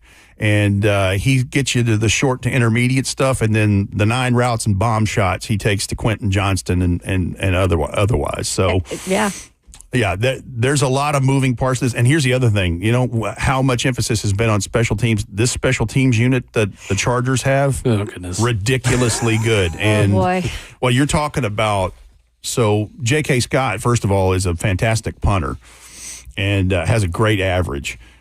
Cameron Dicker, I think, just missed his first PAT and field goal this weekend against the Browns. But as Coach Mack would say, frog. The TCU star Darius Davis is the punt and kick returner. Look out. That's the guy that you have to squeeze the coverage, wall him off, and not let him get past you. And that continues to be something they're working through, as we saw with a couple of returns Sunday against the Patriots. But you got to watch those guys. And then we haven't even talked about the defense. Jesse Minter runs an odd front. It's a 5-2 defense. And we know the pass rushers involved, Khalil Mack, perennial Pro Bowler. Joey Bosa, not fully healthy. And so because... Is he ever? That's a great question. The Bosa family, too. That's a great, 100%. That is a great question. And you know, they had Daniel Jeremiah on the Bryan Callahan show the other night, and he said he's probably 50-60% right now. Yeah. So because of that, a draft pick of their own from Southern Cal, Tuli Tuipulotu, has been stepping up and stepping in. He had 2.5 sacks against the Browns the other day. But the interior of that line, Coach Mack knows one of those guys, Morgan Fox, was around when he was with the Rams, and he's been very good. And then a guy that has been a journeyman, Poona Ford, has had a very nice year. So they got that. And then the back end of that secondary. Ooh, you're going to know this one of the names, huh? Derwin James for sure. Alohi Gilman is kind of their traffic cop. But Asante Samuel and Christian Fulton have been banged up. So they got 2 fifth-round rookies that have been playing well in Cam Hart and Taheeb Still. So, and then your guy, Deion Henley, is a tackling machine. He's making it happen in the middle level of that. So, I mean, they've got stuff that the Titans offense is going to have to contend with. Like I said, the number 1 scoring defense in the league right now. And Elijah Molden, a name that's familiar here. There's a lot of Titans on this team. Over there. Yeah, he leads the team with 3 interceptions this year, tied with Amani Hooker in the league. Tierre Tart blocked a field goal last week. Hassan Haskins is on that team. That's right. I'm trying to think. There's somebody else, too. There's 4 or 5 There's Titans. a lot of guys over there. And Christian Fulton's another one I mentioned. But, you know, Elijah Molden, I think, is finally consistently healthy, and he has been a huge contributor for them. Rhett Bryan in studio with us here in hour number 4. Incredible, the area where LA leads the league is an area where the Titans are improving. Turnover rate on offense. You mentioned just the 1 interception from Justin Herbert this season. Percentage of drives that have ended in a turnover. The LA Chargers, number 1 in the NFL, 3.3% of their drives have ended in a giveaway. That is ahead of the Commanders, Bills, Lions, and Steelers, who round out that top 5. You look at the top 10 teams in that category, Rhett, all of them are good teams, and it is a pretty clear indicator of a team that, like you said, is getting better, but is not overly dynamic or explosive on offense. They just don't really make a ton of fatal mistakes that allow you to have a short field and play, you know, in a better situation against the really good defense. Again, Jim Harbaugh. Yeah. I mean, his prints are all over that part of it. And to your point, number 1 in the NFL in interception rate, 0.44%, not even 0.5%. So they're playing clean football, and they're playing complementary football. And, you know, again, I would only shudder to think what they'd be like if Joey Bosa was 100% or close to it. Bud Dupree's on this team, too. Wait, that was the other one. That's right. Bud Dupree. He's in the depth chart. He's behind Khalil Mack on that other edge part there. But yeah, they're impressive. And you're right. They don't make a lot of mistakes. Now, the one place that could be an advantage for the Titans is a place that we've just spoken about with Jeffrey Simmons as a strength, and him and Tavondre Sweat in the middle, because their center guard triangle has had pressure issues in the middle, and that is their left guard Zion Johnson from Boston College, their center Bradley Bozeman, and their right guard Trey Pipkins. They've had some protection issues and pressure issues in the middle, and we're right into this part where Jeffrey Simmons is playing his best couple of games of the season right Good now. point. And T. Sweat is, working through a hip issue and has really kind of gritted it out and, made plays in this. So that's a place where maybe you can make some hay in this. You're going to have to continue more of what you did on Sunday against the Patriots. You have to limit the mistakes, limit the penalties, keep the ball security, and then the special teams part, it's got to bottle up the returner, Darius Davis. And the biggest question, that Titans fans are always going to ask about, too, because it's been a week-to-week basis, is Will Levis going to be healthy enough to play in this game? And I think that's honestly a day-by-day process in practice because, like Callahan has said, if his arm is not ready to go, if that shoulder is not ready and he can't make all of the throws he needs to make, we're not putting him out here. And that's the right decision because he's got to be able to make those throws without an excuse of the shoulder. Well, and Kayla, to your point, he kind of doubled down on that on the Bryan Callahan show a couple of nights ago. He said so far as, I want Will to go out there and play. I don't want him to even think about the shoulder. So that means it's well enough that he's not thinking about the shoulder. Now, I don't know if that's humanly possible because we're talking about, something that's been injured and has been an issue and has to sideline him for 3 games. Anyway, but I thought it was interesting that that's the litmus test is, and I think what they got last week is he was taking reps and then it was what did his shoulder feel like the day after. Absolutely. And when it wasn't where they thought it should be, baseline, that's when they made the decision. Sure. I'm going to just whisper something and throw a grenade and then leave the premises, if that's okay. J.C. Latham's allowed less sacks than Joe Alt so far this year. All right, I'm done. Hey now. Joe Alt, the right tackle. And how about that? and quite the flip. One played left tackle in college and is playing right, and a vice versa for J.C. Latham. I say all that. That's actually funny. Joe Alt has been very good this year. And J.C. Latham has been very good this year. I think we will look back, and we'll always compare those two because Joe Alt was the draft crush so many of us had, and rightfully so. He's a good football player on the offensive line. He is coming off a game, though, against Cleveland. Joe Alt had 3 penalties, allowed 2 sacks. Well, that's called, right tackle that's called Myles Garrett. Yes. Because I think Myles had 3 or 3.5 in that game. So yeah, 2 of them I think were perhaps against Joe. That's a Myles Garrett wrecker right there. So because I think Myles doesn't just play one, he can go on each side, and I'd say that's probably what that was. But yeah, and again, just like J.C. Latham, Joe Alt. They're rookies. They're going to have rookie moments. 100%. This is still a learning process for them. But, yeah, I think both teams, respectively, as opponents this weekend, are very happy with their top tackle picks. And I think they are. I think if we're telling the biggest success stories of this season, Rhett, that's probably where I begin, is Tony Pollard and J.C. Latham. But between either of those two, you have 2 legitimate arguments for the biggest positives that have come out of these first couple months so far. And to hear Bryan Callahan talk about that the other night, he spoke so glowingly about Tony Pollard, not in just a guy that didn't take a snap in practice last week and had 154 yards from scrimmage, 28 carries, 128 yards, but what he means in that building, out of that building, on the practice field, on the playing field, off the field. What a consummate, there was a serious level of love and respect from the head coach as it pertains to him because I think that is a guy who has been quietly a leader by action and not necessarily word and leading by example and showing younger players and new players that are all still figuring it out. Hey, again, how do I be a pro? What do I do to be a pro? I mean, it's a great, listen, Tajay Spears, I'm sure, learned a ton of stuff under Derrick Henry last year, but he's getting another education from a different perspective and a guy that has a skill set closer to his skill set in this. But, listen, people are probably saying, you're pointing out all the silver linings. Well, there are some. Yeah. I'm sorry, but when you have a chance to because they just won a game, we're going to do that. Yeah, because absolutely. it's hard to do. Am I telling you that it's all roses? It's not. You know, the record is what the record is. Right. But if they can go on this road trip and they can stack a win against this team, there's something happening. For sure. There's something happening there that may be turning in the right direction.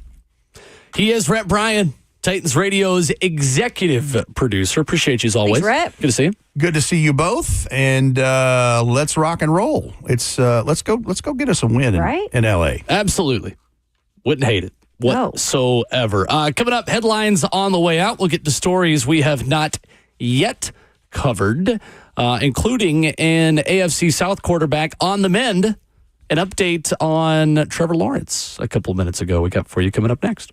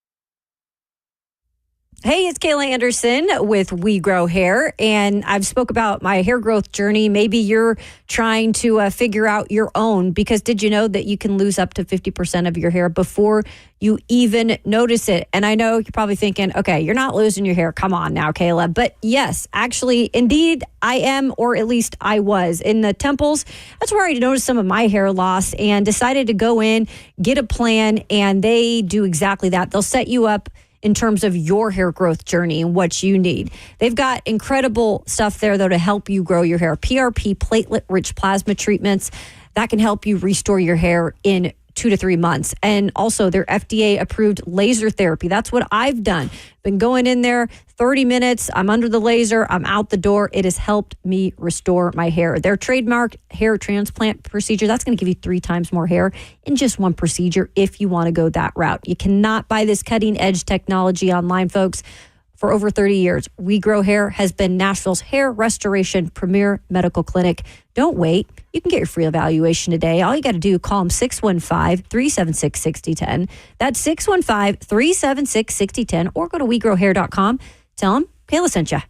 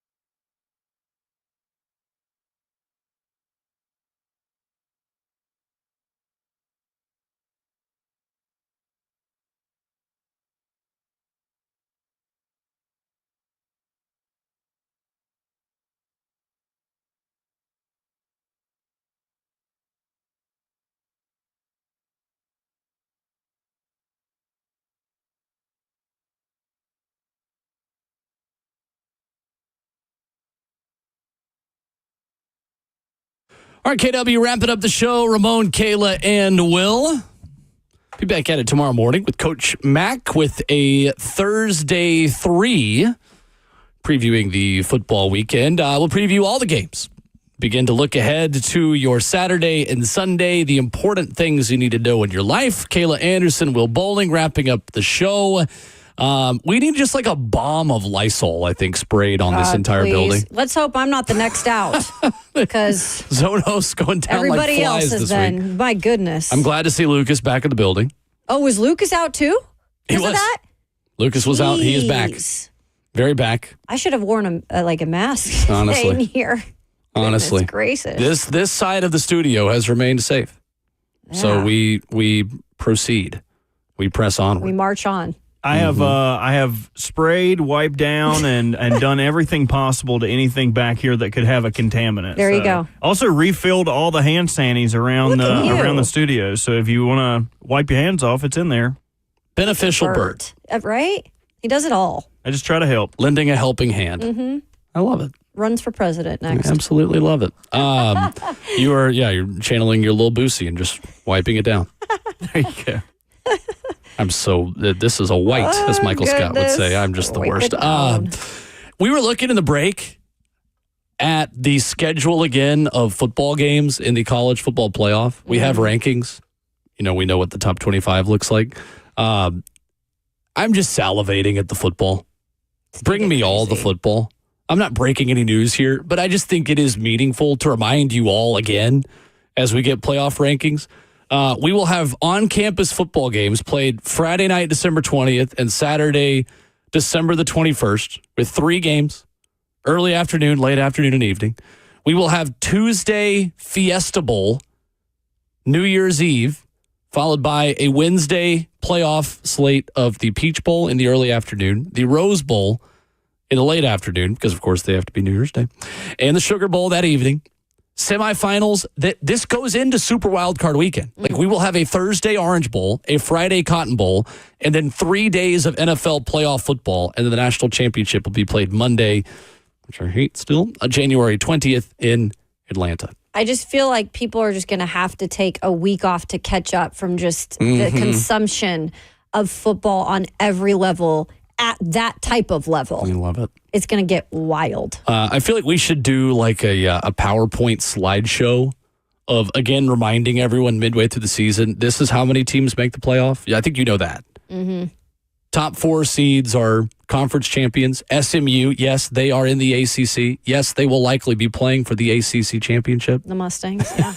It's serious. incredible. It's hard to keep track of everything. And if you are tuning into our show, though, we try to do that That's for right. you every single week That's because it will be absolutely right. changing, especially in November. This is really critical, crucial football for college teams, right? Because of the schedule, we're seeing some of these upcoming battles that could really separate you when it's all said and done. The classic ACC matchup of Miami and SMU. Look at that. That will likely decide the ACC champion and who makes the wild. college football playoff. It is wild. Absolutely unbelievable. Great college football discussion this morning with Stephen Godfrey. That's available wherever you download podcasts. Austin Price, VolQuested on 3, joined us this morning at 8:20. And, of course, Rhett Bryan just a few minutes ago. We made the decision as a show going into the season. This would be maybe a bit more focused, I would say, college football-wise. It's the biggest playoff ever. It's a Tennessee team that's right in the mix. And I feel like we've delivered on that. We have. And you know what? If the Titans keep on winning, there will be more to talk about with them. So That's fair.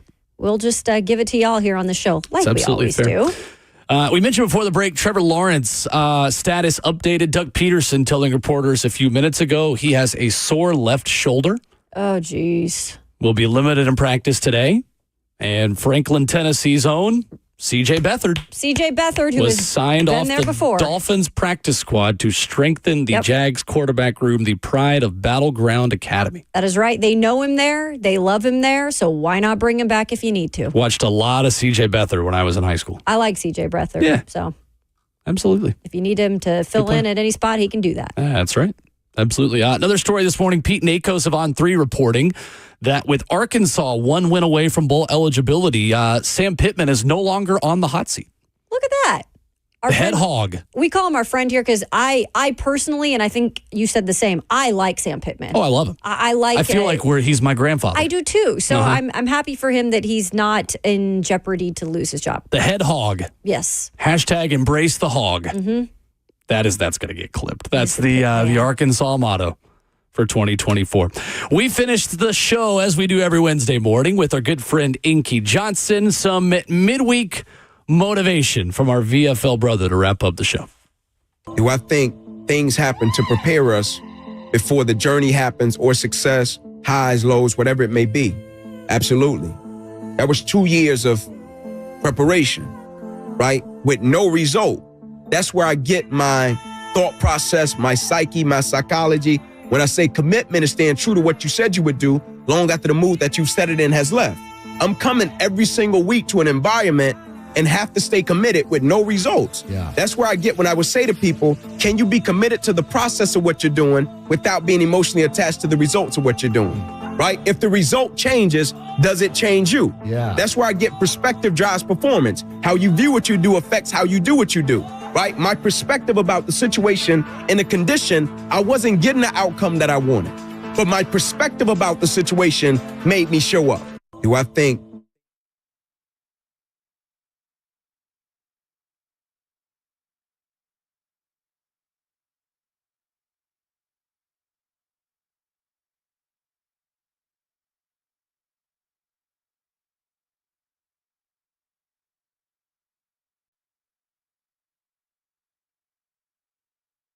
I love living in Middle Tennessee. We've got great restaurants, entertainment, sports, and one of the nation's top Ford dealers right here in our backyard. Two Rivers Ford. Remember that name. Two Rivers has been a staple in our community since 1983. They're locally owned. They have a non-commissioned sales team, and they sell below MSRP. They've been doing business with integrity for decades. Two Rivers Ford, the South's most trusted Ford dealer.